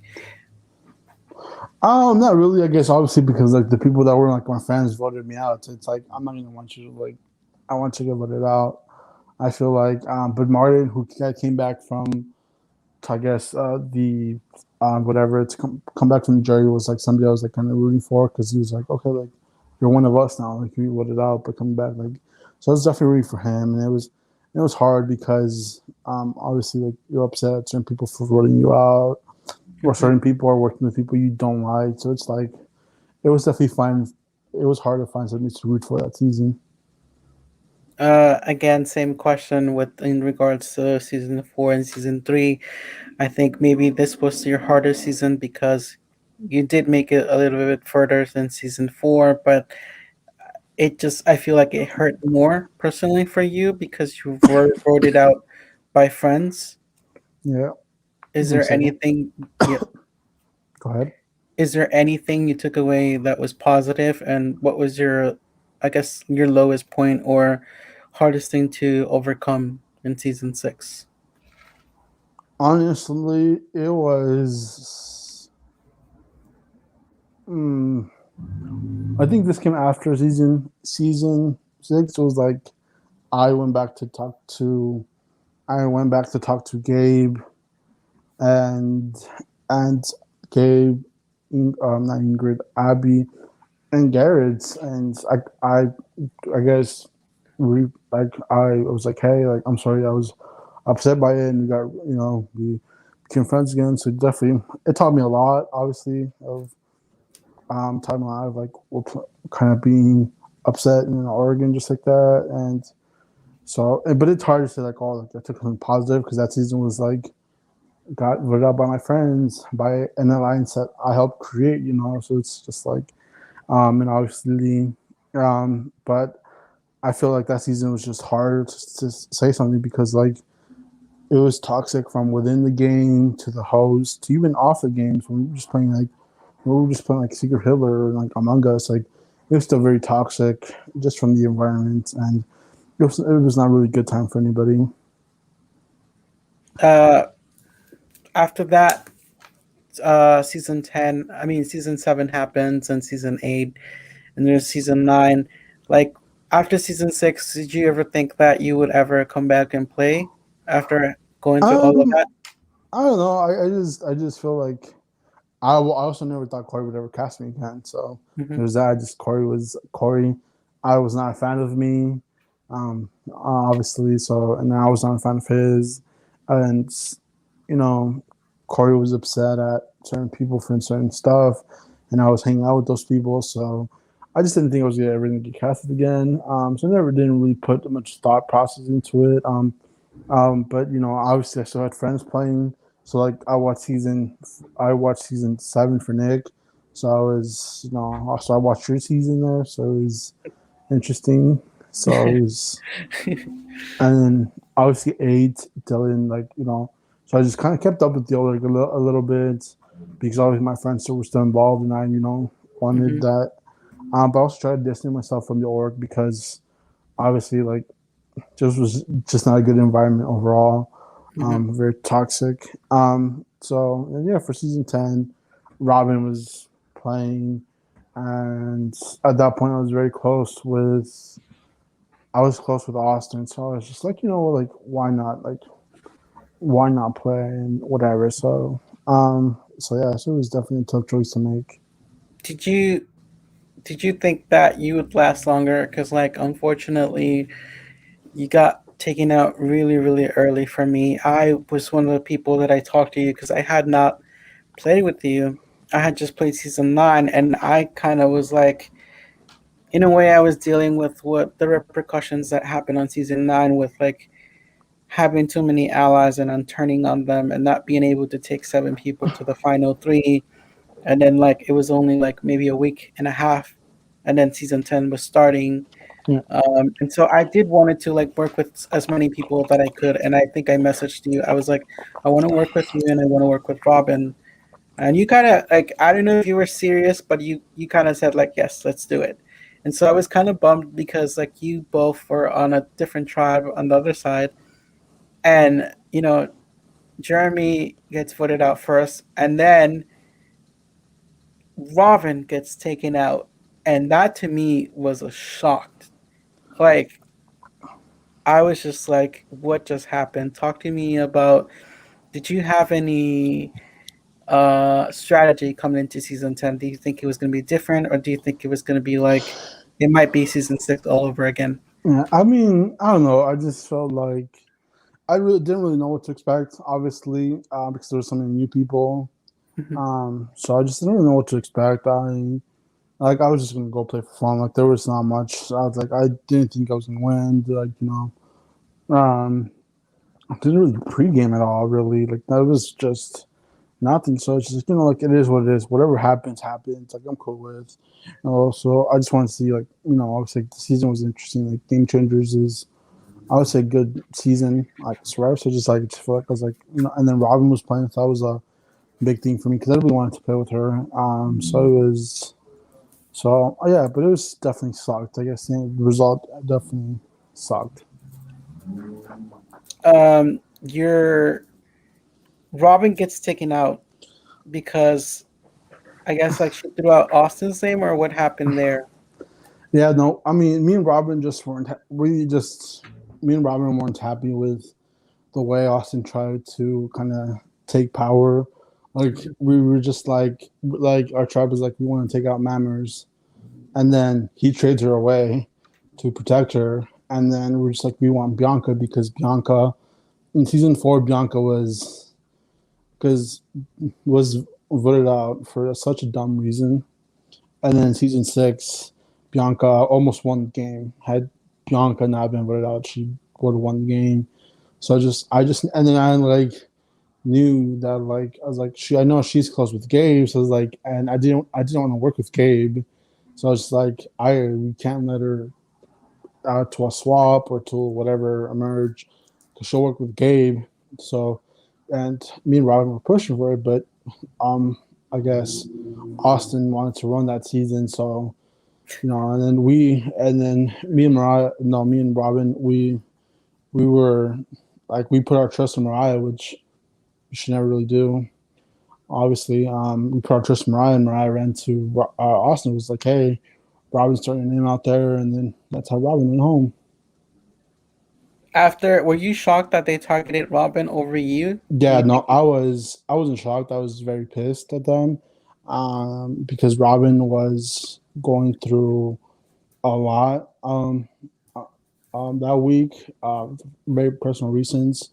Hmm. And me and Robin are very close. So I mean, and like Robin's really the only one I talk to like on a daily basis. Robin has seen my face every time we FaceTime. So like, so with that, so Robin just went through a very hard time, and she was very happy to be playing the game again. And was very happy with like playing with Austin, Dylan, and Ingrid. She had a lot of love for them. Hmm. Um, and then the whole week, um, she was dealing with stress kind of outside the game. So I just, to me, it's like that's, you don't even give her a heads up and you let her out, which really pissed me off. And then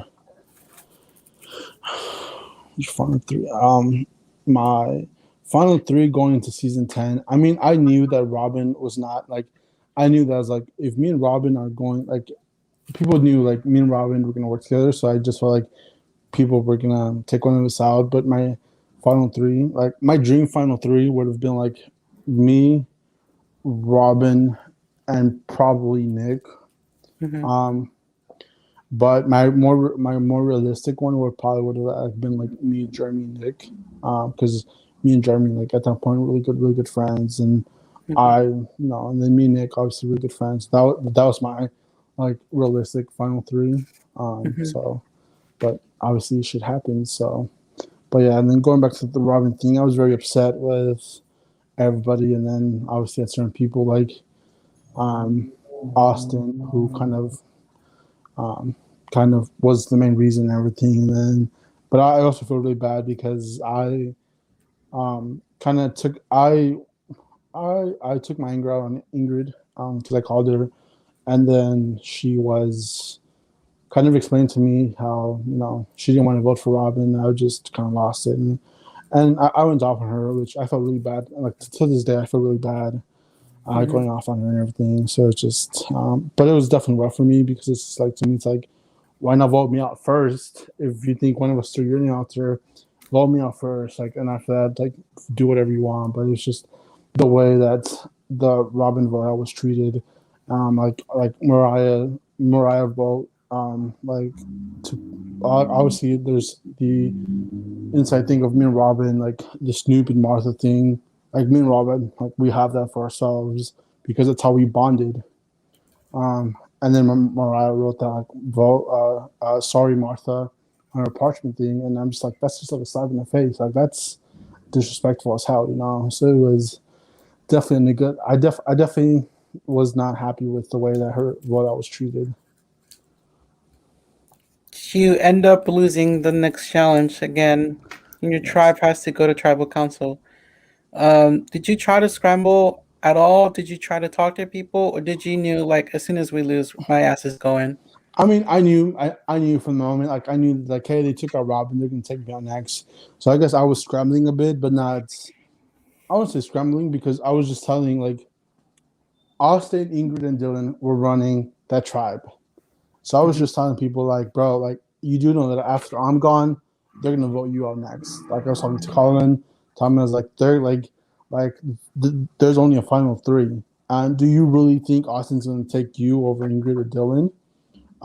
So I was scrambling a little bit, which obviously, and some people, and I think people understood that. People understood that like obviously that Austin and Ingrid and Dylan were tight, but nobody really wanted to do anything about it because they were very comfortable, obviously. And so I knew that I knew I was going to go regardless, and so I was able, yeah. So I scrambled a bit and just wanted to see if I get think go my way, but I knew that I was going to go no matter what. So.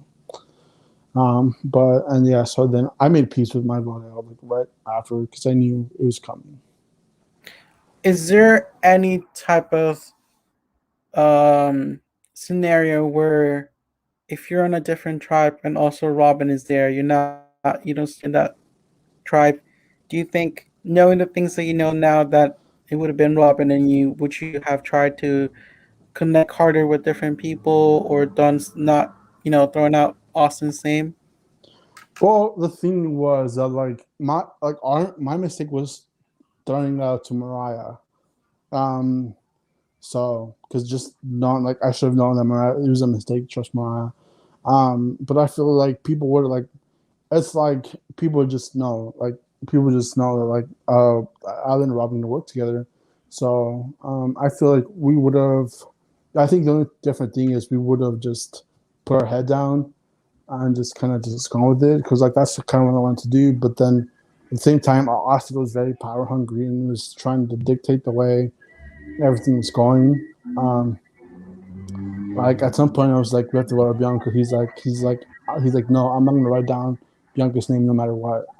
So obviously, and we definitely didn't like that because, again, me and Robin weren't Austin's final three, and obviously we just knew he was going to be a threat, so we just, so I think our mistake was just telling Mariah his name, but I feel like me and Robin, had not that happened, we would have able to kind of stay for a bit longer.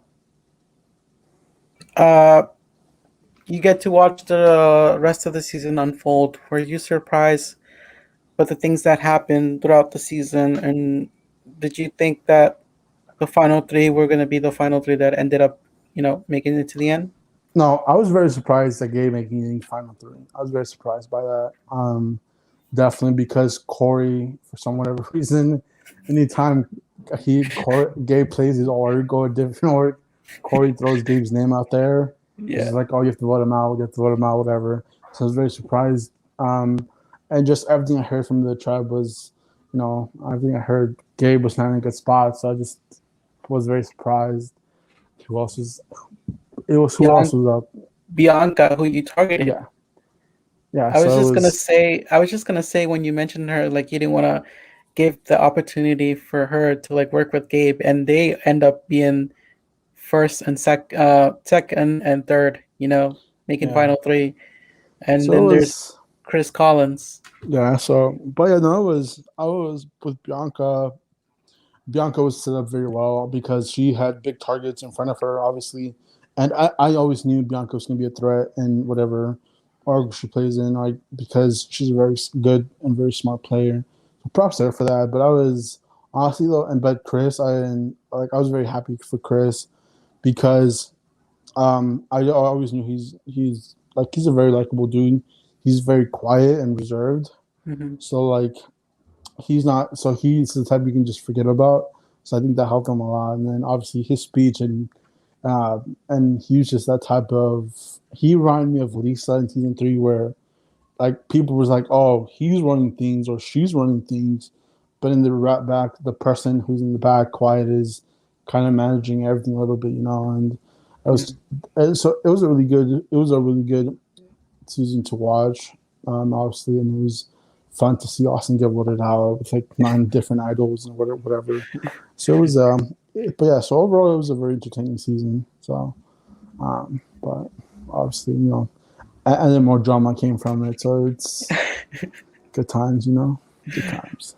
Um, Same question for all the seasons. I know this. I mean, I don't know because it was too soon that you got voted off. But was there anything you took away from that season? Yeah, dude, don't trust Austin and Mariah. No, I'm just kidding. I mean, definitely don't trust Mariah. So there's that. But I feel like I took from it that it's like likely gonna be on my last season in Corey's org. So I tried to enjoy it, for a bit. It was also entertaining, and I was just able to kind of come with new friendships. Obviously, like Mhm. me and Colin got closer. I was able to get a little bit closer with Sarah, the host, Mhm. because we did have some beef in season 3 and 4. As I mentioned earlier, when like season 3, obviously like my alliance voted her out, and then season 4, I was, so it's just so I was able to kind of patch stuff up with certain people and then just make new friendships, which was a really good thing, and that was really good to take away. Um, we have a question from McKenna. I don't know her, so no, I'm just kidding. Um, yeah, I mean, I've played 2 orgs inside of Corey's. I think the middle of season 6, I played in a Discord Mm-hmm. org, which are very different, Mm-hmm. and I ended up winning that one because the guy who I was sitting next to was like a douchebag. Like Uh-huh. this dude was just like a dick to people. Like, so I was able to, and then I won like 3 challenges that thing. So I was able to be like, "Yay, here's my win." And the second time, I I got blindsided by a walkaway or whatever. So it was, but I definitely would play again because I've seen better orgs like Austin's org. Like Mm-hmm. I've heard really good things, and obviously like McKenna has Mm-hmm. played like 2 seasons and has won one. So I've heard good things, and there's other orgs that are really like well organized. And Mm-hmm. as I meet more people from different orgs, it just sounds fun. So I think orgs as a whole are very fun. Just don't think I'll ever think about the Corey's org.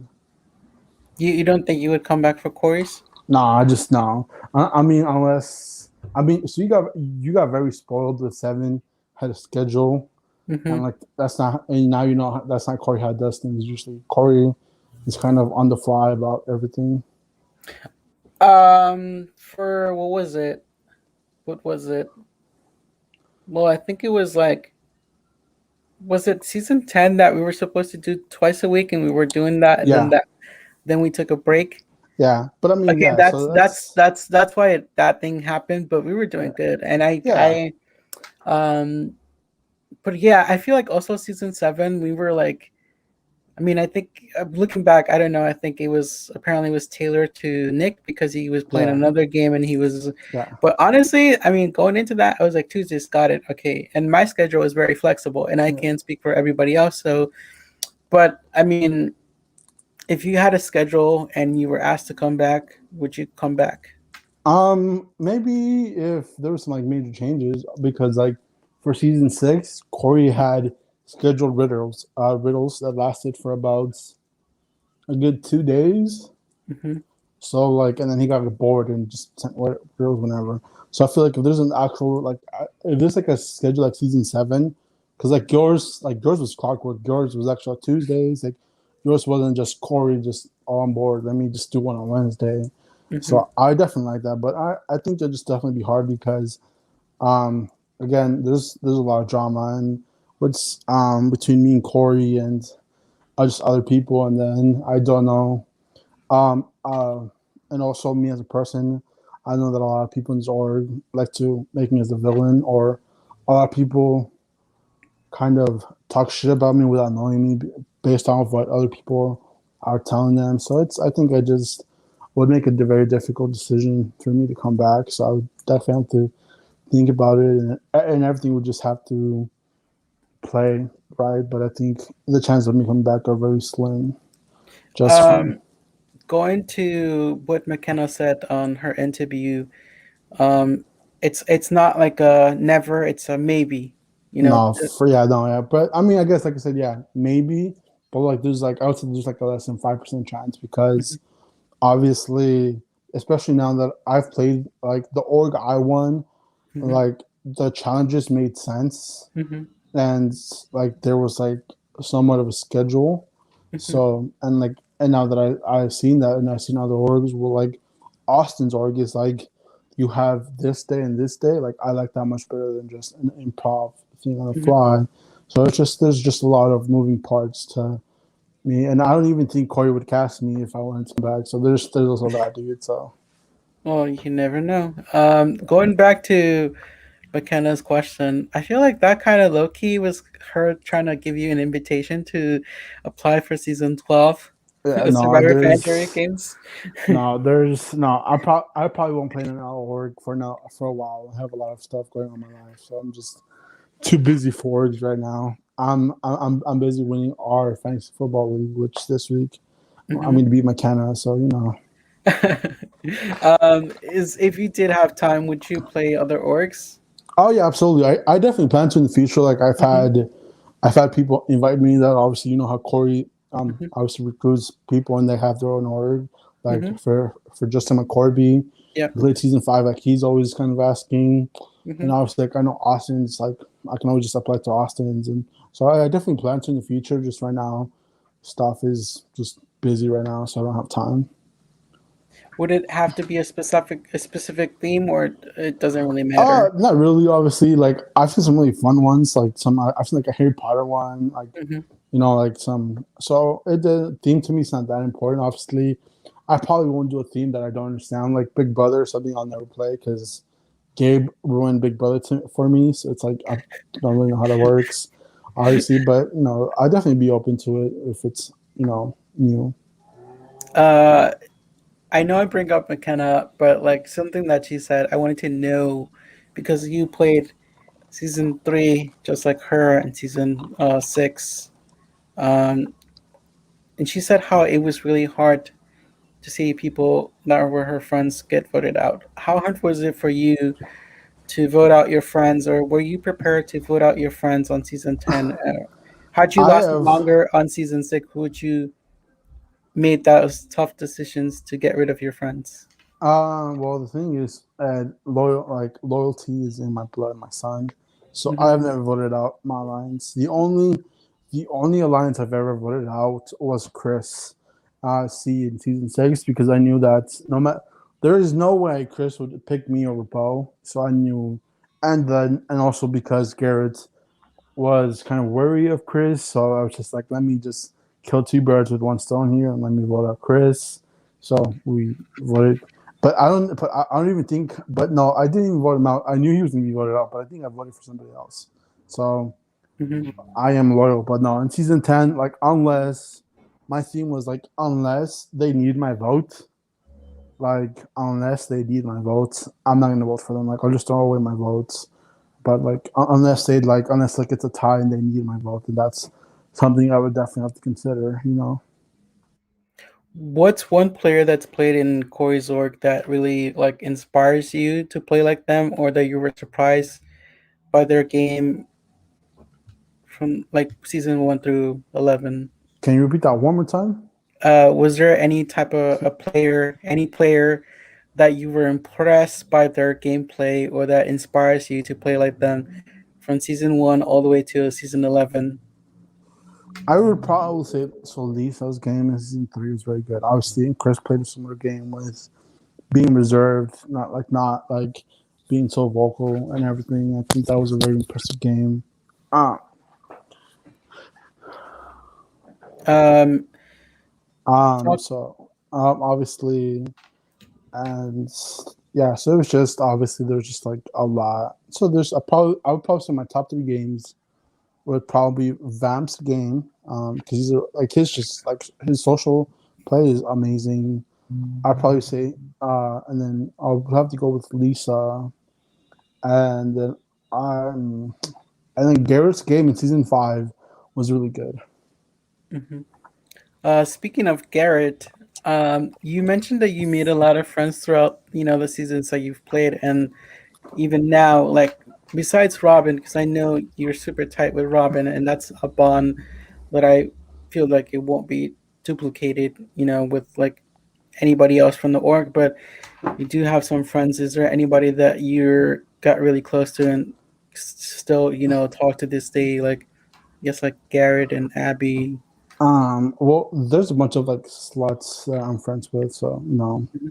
Mhm. Like Garrett, obviously, like Garrett's, obviously I met through McKenna, and through the org and stuff, and me and Garrett just kind of clicked. Obviously, like we have a lot in common. Like we have a lot of the same like survivor opinions. Obviously, like for DK, Dean, we all know that he's the rightful winner of that season. Like we're into sports, and that's kind of our big thing. Me and Gary, like we talk a lot of shit to each other about sports. Mhm. So it's good for me because I usually win. So he's become a very good friend of mine. Then you have Abby, um, who obviously was part of the Late Night Crew Alliance, and she was one of my good friends, one of my best friends. Obviously, so and also I've predicted the relationship before it happened. I had to pretty much bully Gary into shooting a shot, so that happened. And like Jeremy, Nick, and then for Dylan, and then so for Ingrid, obviously I was very grateful too because She was a Hispanic person that I could relate to, so I was very happy with being able to connect with her. Something that you just brought up, and it reminds me. Uh, Maybe I'm wrong, but I think I'm right. I don't know. You can correct me, and probably Gabe will correct me. But you're the first Mexican to play Corey Zorg, and currently half, besides Keanu, because he's half Mexican, half Filipino descent. You're the second highest to rank from Ayo. Hispanic, because Keanu won. Then it Yeah, would be. Oh wait, no, it would be Ingrid because she's Puerto Rican as well and she's yeah, Hispanic. But then you're above me because you got third place, yes, but you're sir. third, and then I'm like I got fourth. But there's like a lot of representation from like Hispanics, and we've done well. How was it for you? Do you think like you had to like almost like I wouldn't say pressure, but like did you like I need to do good, Um, represent, or like do you take pride? Like yes. I mean, obviously, to be honest with you, when you asked me that question, I had to think about it because back then it didn't seem like a big deal to me, you know. Hmm. But at the same time, I grew up in a group home, like, and I grew up with minorities, like whether it be Hispanic or Black, so it was, obviously, so I never grew up with like my own people, like Hispanics, really. And even though I live in Arizona, I was living in like South Phoenix and everything. So there was a lot of my culture around. So it was that definitely didn't hit me. But then obviously when you and Ingrid came around, it was fun to talk to Ingrid because like as you may or may not know, I have a thing for memes. Hmm. So like I would send a bunch of them in Spanish to Ingrid. I'd be like, the other day, like you saw the other day, we were talking in the Monks group chat about so it's the Vapuru and how like Yeah. it cures everything, and you can like obviously like that's something that like now I can appreciate that and be like these people understand my culture, Hmm. and obviously like and I remember sometimes like me and Ingrid would just talk Spanish in the chat, obviously, and like people just having like different conversation, meaning we would just be having our own like conversation in Spanish, and then I'll just send her like Spanish memes and just be like, because the whole like us, I think our generation has a running joke that we all grew up the same because like especially with Hispanics, because obviously like how like because I mean Ingrid was talking about how when Hispanic parents have a daughter, so they get their ears pierced like the moment they're born because they're like so young and just that kind of stuff. So it's Yeah. um being able to notice that and knowing having you guys around helps me a lot because it helps me kind of when like culture knowing like oh I'm not the only Hispanic dude that watches Survivor. So it's really nice, but it's also really important because um we've had experiences in this org where people are being like bigots and Hmm. are discriminating. So having to kind of stand up for whether that be our Hispanic culture or being an ally for the LGBTQ, like obviously having that is also important. So it's definitely glad that I was able to be in an org with such different mix of everything, obviously Hispanics and everything. So it's been a really good thing for me. You also mentioned something to me that I didn't know. You were almost casted for Millennials versus Gen X. Yes. So I got really into Survivor after like I told you obviously after my accident and so I I remember just submitting a tape whatever because I was just like oh like what if it's fun because like people like how people never get picked for that so I did that and I kind of forgot about it and then a few months later like they come back and I started to go through the process I got up to the point where like I flew out to LA. I did the interviews. I met certain producers, um, obviously, and then I got up to the point where my physical, like I had, like I broke my leg when like I was in high school, and I was still dealing with some issues from that. And the doctor, they could not physically clear me, obviously go on Survivor. So I was stopped just short of being on it. So I'm pretty sure that Will took my place because like I was 18 at the time. So like Oh wow. Will was like the high schooler. So Hmm. I say pretty sure because they never like officially tell you who took your place. But deep down, I like to think that it was Adam because he won. So it's like, you know what, like the guy who took my place won. But yeah, no. So and then I skipped that season when I was watching Survivor, and I just watched it recently because that's one of Ingrid's favorites. So Hmm. I went to go back to watch it, which was a pretty good season overall. So it's very entertaining.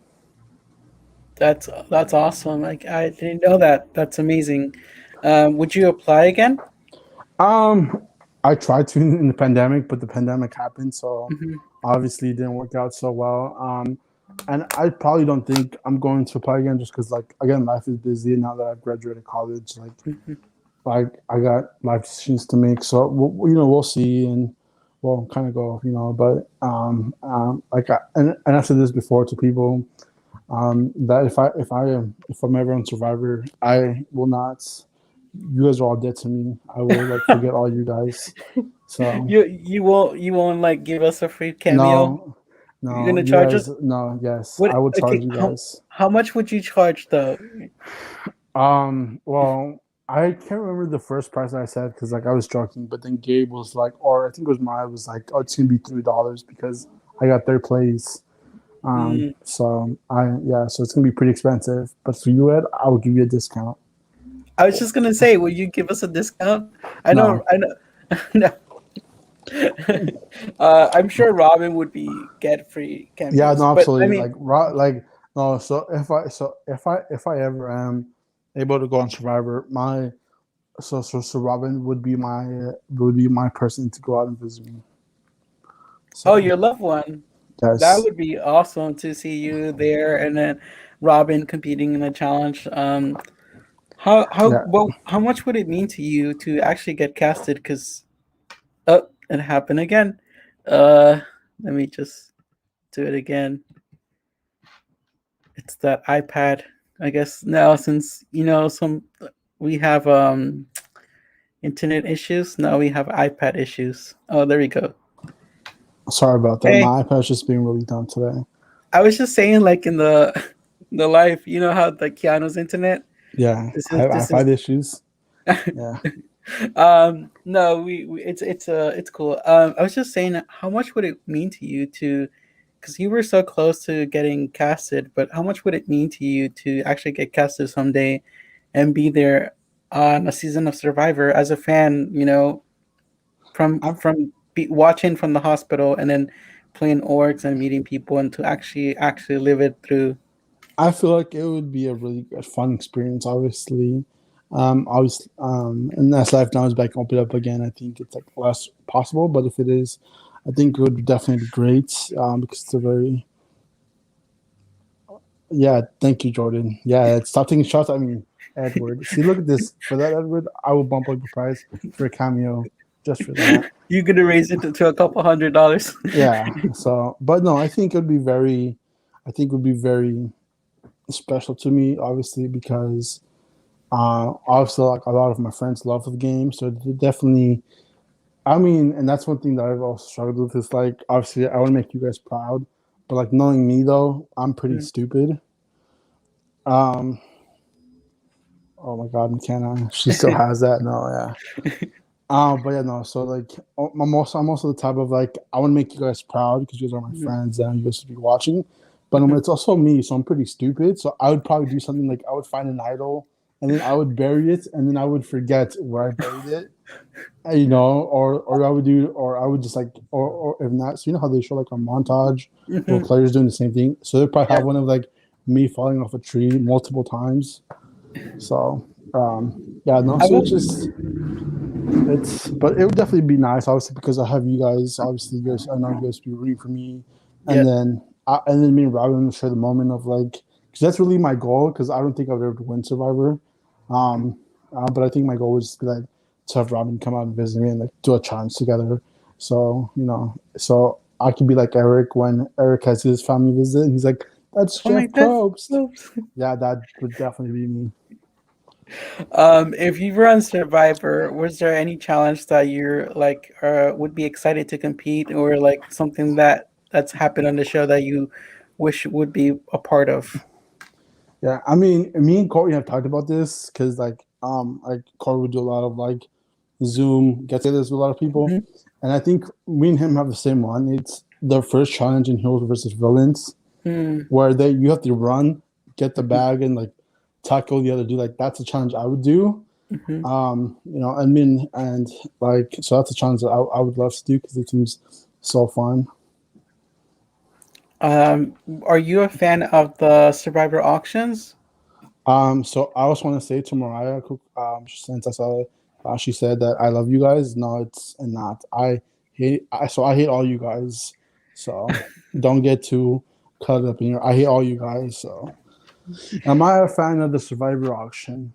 I think yes. Obviously because it's a very interesting thing.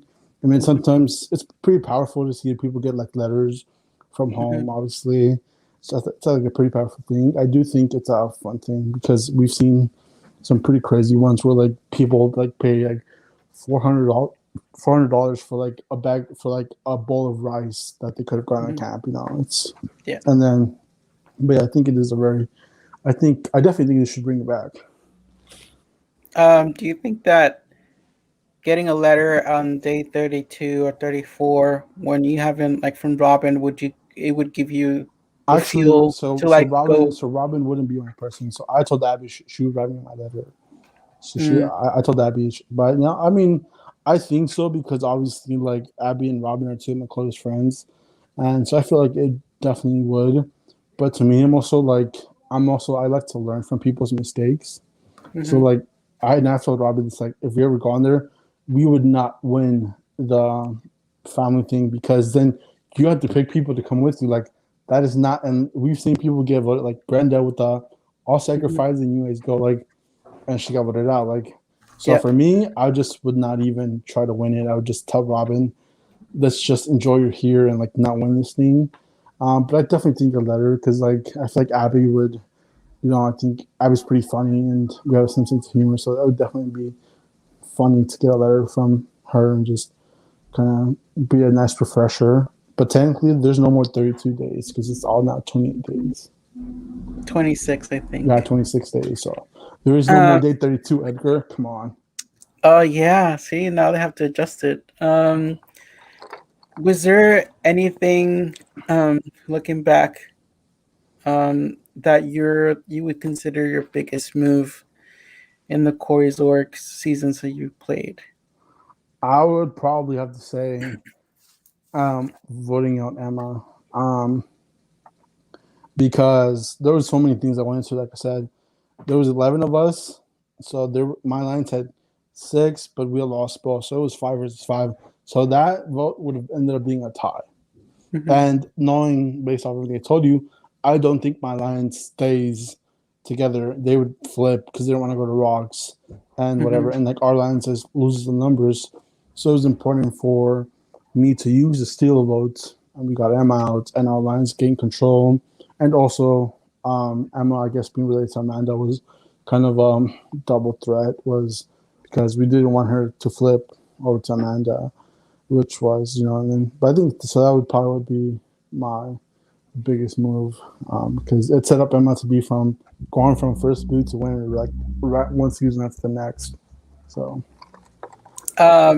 What do you think is the biggest underrated move on season 3, or someone who's an underrated player from your perspective? I'd probably say the most underrated move was mine was me giving my votes my whatever my fake whatever vote to Sierra because Nick even said that during our tribal that he thought it was real and he was not because he also had one because Hmm. the riddle or whatever it was that I wanted apparently he also wanted it so like we both I guess it was for like whoever on whatever tribe gets it first they both get it so me and Nick both got it and I didn't know that and then Nick said that he bought it so he was very reserved to use his steel votes because he knew Sierra had one or thought he knew. So, but I think one of the most, I think Garrett is overlooked a lot. Like Garrett was going to win season 5 if it had not, if Kayla had not shot him like herself in the foot, like her. Um, and I think Kayla voted out Garrett because Justin told everybody like Garrett's like the biggest threat. He's going to win the game. I feel like Kayla panicked and then voted out Garrett. Then, but Garrett's a very good player. Um, so I feel like he's somebody who's really underrated. Obviously, but yeah, there's a lot of good people in the org. Obviously, like Matt, like how Matt season how he did well in yours, and then he wins Keanu's org. So I feel like there's it's definitely like there's a lot of people that are definitely underrated. But I think Garrett and like Bianca, because Bianca also doesn't get like the credit she deserves. So I think those are two the most underrated people in the game. Would you say that um, people underestimated you on season 3? Oh yeah, 100% though. Like I think that's why people didn't vote me out before Bo was because people just thought I was just there. And I mean, they were kind of right because in pre-merge, Mariah um, was able to kind of she was able to run things because Bo didn't want to run things and because so I just knew how to play my part. So I was never throwing a name out there. The only name I did throw was Emma because it was like, well, there's Emma who's related to somebody, but I think that was everybody's. I think that was everybody's. Like everybody knew that she has to go, and also another person that kind of threw out there was Leslie because Leslie knew Austin, as you know now they were co-host. So it was definitely so I was definitely more aware than people knew. Obviously, like I'm saying, like they had the Four Local Alliance where they thought I didn't know, but I knew about everything that was kind of going on pre-merge, and then post-merge there was not much I could do. So I was just, and I think that's what the fans. I think that's the fans saw me just, oh hey look that guy's just voting with Bo, like, but there was nothing for me to do. It was just literally I was the whole time. It was just me talking to Robin, and then me and Gabe sending memes to each other. That's all I did to like post match because they wouldn't play with me. But which I do regret though because like McKenna at the end she showed she was willing to play with the fans, and I Hmm. just never seized the opportunity. So I feel like that's kind of one of my regrets for season 3. What do you think is the biggest misconception about you that people might have? A lot of people make me out to be the villain. And I understand that a little bit because I'm very sarcastic, as you see the dumb shit I post on Facebook every day. Um, but I'm also very quick to certain stuff. Like you were around when like the Secret Hitler group had people, saying like there's no such thing as white privilege. There's no like wage gap when we can be successful, like all this other stuff. And I'm just quite quick to it, and I just feel like as a friend, I'm very underrated because I'm always there for people. And Hmm. I guess, and then, but I also know a lot of people in the org think of me like I'm just a dick, I guess, because from what they hear from other people. And obviously, from what the drama that's been in Corey's org, that's what people just be like, oh, he's like a bad dude. But then there's people that just like, I've had two people telling me, like, oh, I always thought you were a dick because that's what people told me, but you're a cool dude. And, Hmm. so I'm guessing that's what people think too. That a lot of people that don't speak to me just probably think like, oh, he's just stupid or a dick or both, and people just never really talk to me. So, but yeah, Do you think that now that you've like you would even care what people think about you, or as long as like yeah. I the real mean, I don't know, people? yeah, because like I know Ingrid spread on some rumor that I bought her something, so now people think I'm nice. So it's like a balance because you know how Mariah was just like, all he loves is all, when in Mhm. reality I just hate them all. Austin, I swear to God, I'm gonna stab you. I don't know Austin. Thanks, Dylan. This is why Dylan's my favorite. But I think it does hurt sometimes because it's like Like for example, like a while back ago, I said something on somebody's post, and people took it the wrong way. Like Mm-hmm. people took it the wrong way, and people just came at me, and it made me feel like pretty shitty because it's like because I'm not the type to mask what I'm saying. If I'm gonna call somebody out or say something, I'm gonna say it. And then Mm-hmm. people just kind of jumped on me, like I was told, like go run in hell, like you're a piece of shit, you know. And that kind of did hurt, obviously. But then, like I had people kind of stand up for me, like Dylan was one that stood up for me. Was like, um, yeah. So I'll get to that right now. But so yeah, so people stood up to me, which was really felt good. And then I just, and but then I think I always feel like I'm also that friend that just is just there to be there, you know. So sucks sometimes. But going back to McKenna's comment that yeah, like Gary was voted out because of Kayla was scared that he was going to win the season, which in my eyes he definitely was going to win the season because season 5 was pretty bland, I would say, but Gary was definitely be that winner of that season. But yeah, Is there anything you take away from this past year of craziness with like the pandemic and the people that you've met and the org? It's been a lot of drama, like you said, and up and downs on your seasons and your journey. But is there anything that you reflect on looking back? I mean, I'm just grateful for the people that I've met, even for Corey, like all even the drama. Like I'm very grateful for Corey because obviously through his org, I was able to meet like Robin, you, and so many other like close friends, and um, it just opened me up to new friendships that normally I wouldn't have, like becoming an ally for the LGBTQ community because like you understand this as a Mhm.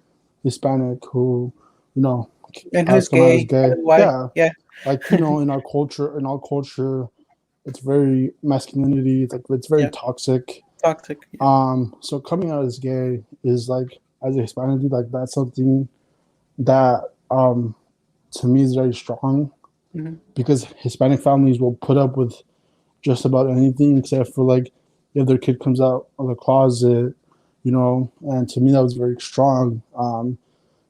And I grew up, I didn't grow up around that, so it was very new to me. So it was very kind of, it was very powerful that, like, I have a friend who is Hispanic, understands my culture, how toxic it is, but Hmm. also be strong enough to come out of the closet and just live his life how he wants to. Obviously, like, um, Dylan, who's another one, and then I think Jeremy probably the biggest one because you know, like you said, you were a first generation Mexican. First generation, as me, and in our culture or back in Mexico, growing up, there was not a lot of transgender folks. No. Like Jeremy was one of the very first people I met with transgender, and obviously our culture is very Catholic, and like, obviously, but it was very cool to see Jeremy obviously, and he was just, and they are, and they're very like so great about like if I had a bunch of questions when I first met them, and Mm-hmm. and they were very good about it, and even when I messed up with their pronouns, like I would just like in games with like he's he or whatever, like I would always have to constantly correct myself and apologize. So it was very important for me to make sure that I got the pronouns correct, make sure, and that's, so I think that's one thing that showed me, obviously, and sort of, and just making friends that are really good for me because I grew up in a very rough lifestyle where like a lot of my friends are in jail or do stuff that I'm not able to do anymore because I ended up in jail. So having friends that are a positive influence for me is one of like the biggest things, because it kind of it shows me that I don't have to be friends with people that do stuff that will help me end up dead or in jail, you Hmm. know. So Would you say that the best thing that happened to you was meeting Robin, as she's like someone that you've like really bonded with? like bonded with, and Yeah. she's Uh, been there for you. oh yeah, 100%. I feel like with Robin. I mean, Robin's the only person like me and Robin, we clicked instantly. Like with like that was based off like the whole Snoop Dogg thing. Literally, that's how we bonded, and then music, and then just growing up the way we did. Like Robin, like if you ever get a chance to interview Robin, like she is a very powerful woman.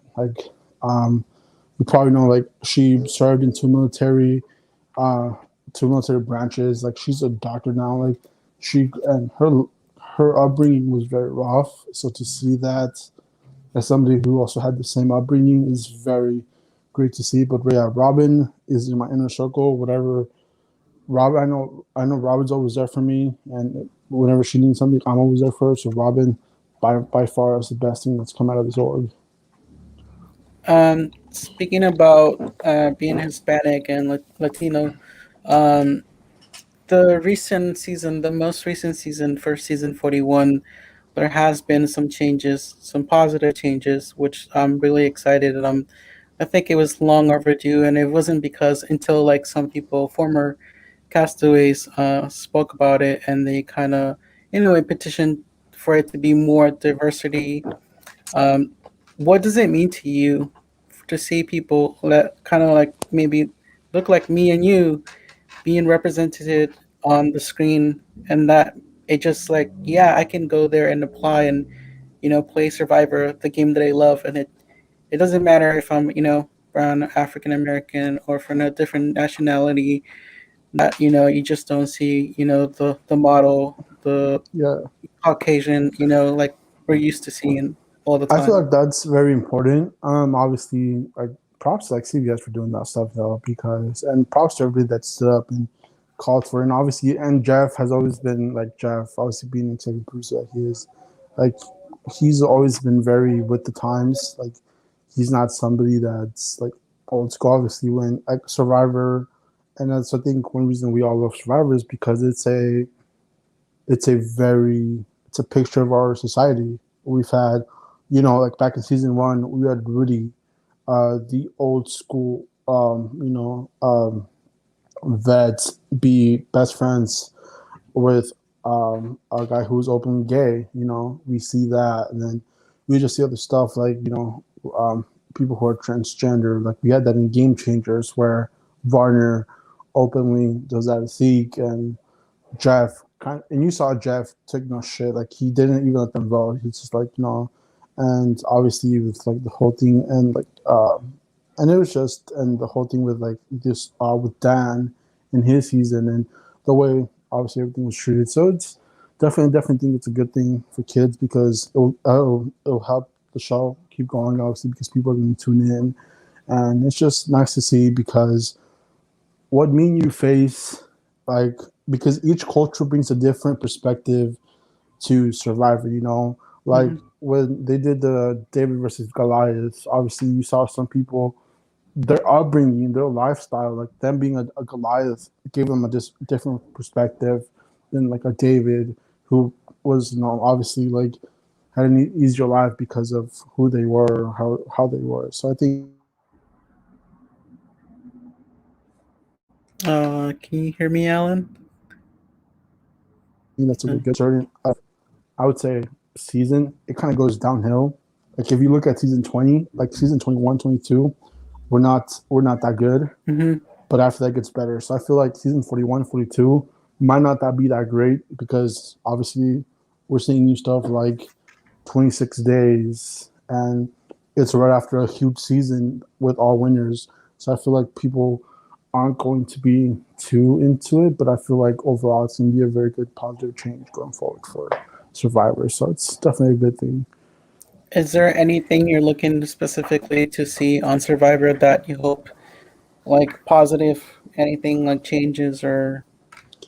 Honestly, well, is there? Give me a second to think. I think one thing that always I think for me, so I'm kind of glad that they got rid of a few things like the fire tokens because the fire tokens just seem like a mess, obviously. Um, and I And you got to use them on your season, so yeah, and then that shit was a mess. Like, um, especially because I had to give up mine to make sure Nick could participate in our thing because they gave up everything. So and then obviously season six, I think it was like Amanda who finished with like 85 fire tucking. So at that point, people just yeah, no, it was some crazy amount. I'm just like, how do you earn all these fire tokens? So I'm glad they got rid of that. I mean, one thing I do want to see is like less idols, Mhm. because obviously, um, that's become a very big factor. Like we've seen people just idle their way into it, which is, I mean, could be entertaining. Depends on how the person does it. Like obviously Tony, that's how he won two of his seasons or both his seasons. But I feel like idling is just way too much. It's just so expected now. So I'm definitely looking forward to see that. I think one twist that could be a good one is the idol nullifier. I Mm. feel like because when Dean played it on Janet in his season, like that was gold. Like but I also felt sad though because she was so crushed when he played it. I was like, damn, sucks to be you though. Um, if you had to describe your gameplay or your journey for Corey's work through all the seasons that you have played, what are 3 or 4 words that you would use to describe it? Damn, this is a tough question there. I mean, I don't know. It's hard, dude, because obviously I had one good season, and then the rest was just downhill. Obviously, I think for me it was just, and It doesn't have to be like words. I guess you can elaborate, I guess, if you want.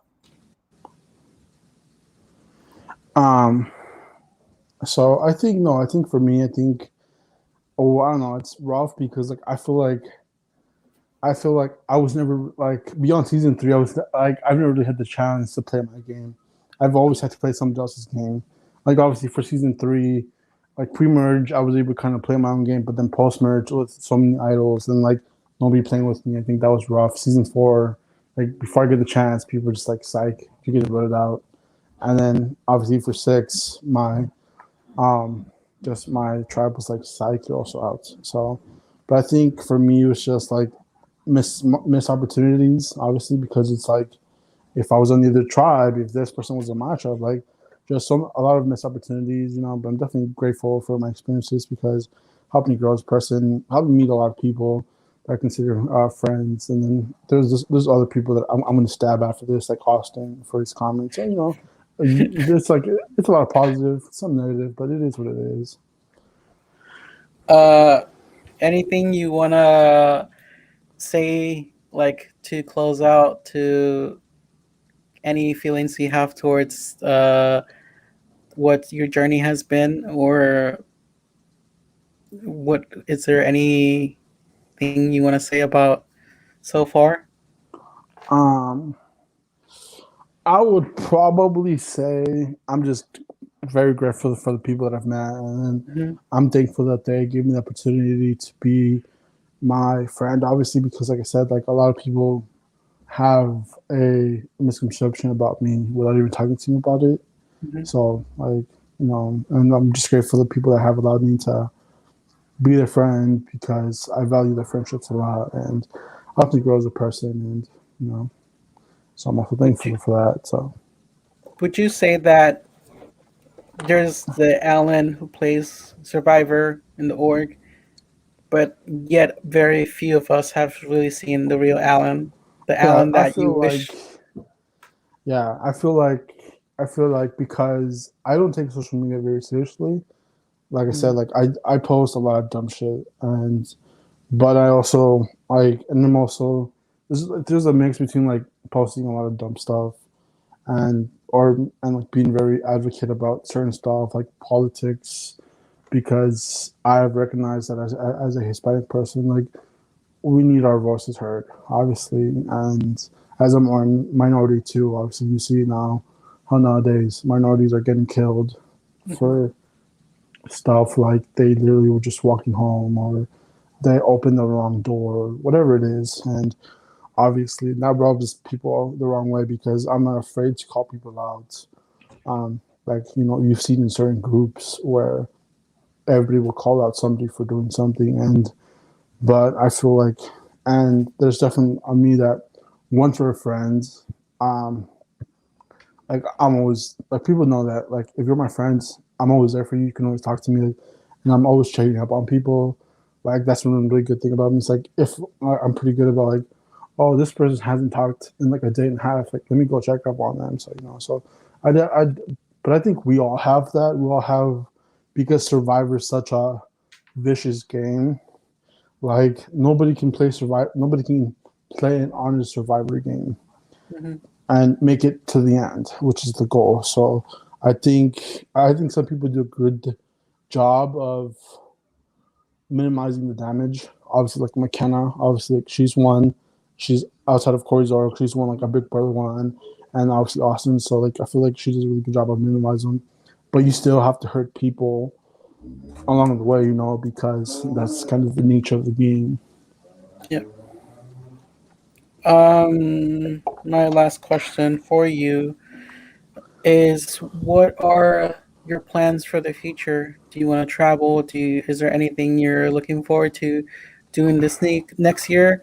And do you hope to still, one day meet up with these people that are your Uh, friends right now because of this experience?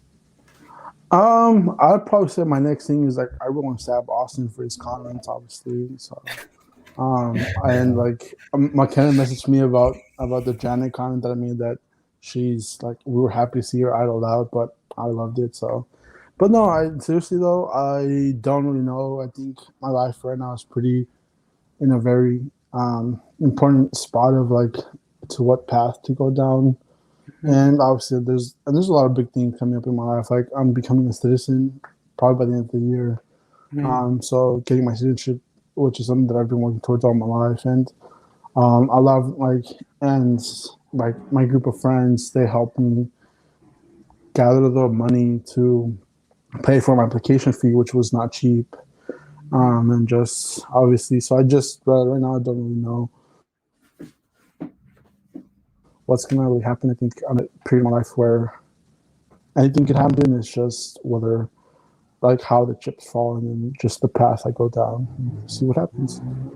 What would you describe your personality as a player, or any advice you would give to yourself if you could see the Alan who started this or community? What advice would you have given to yourself before everything started? Most definitely don't trust McKenna, Mariah, and Austin.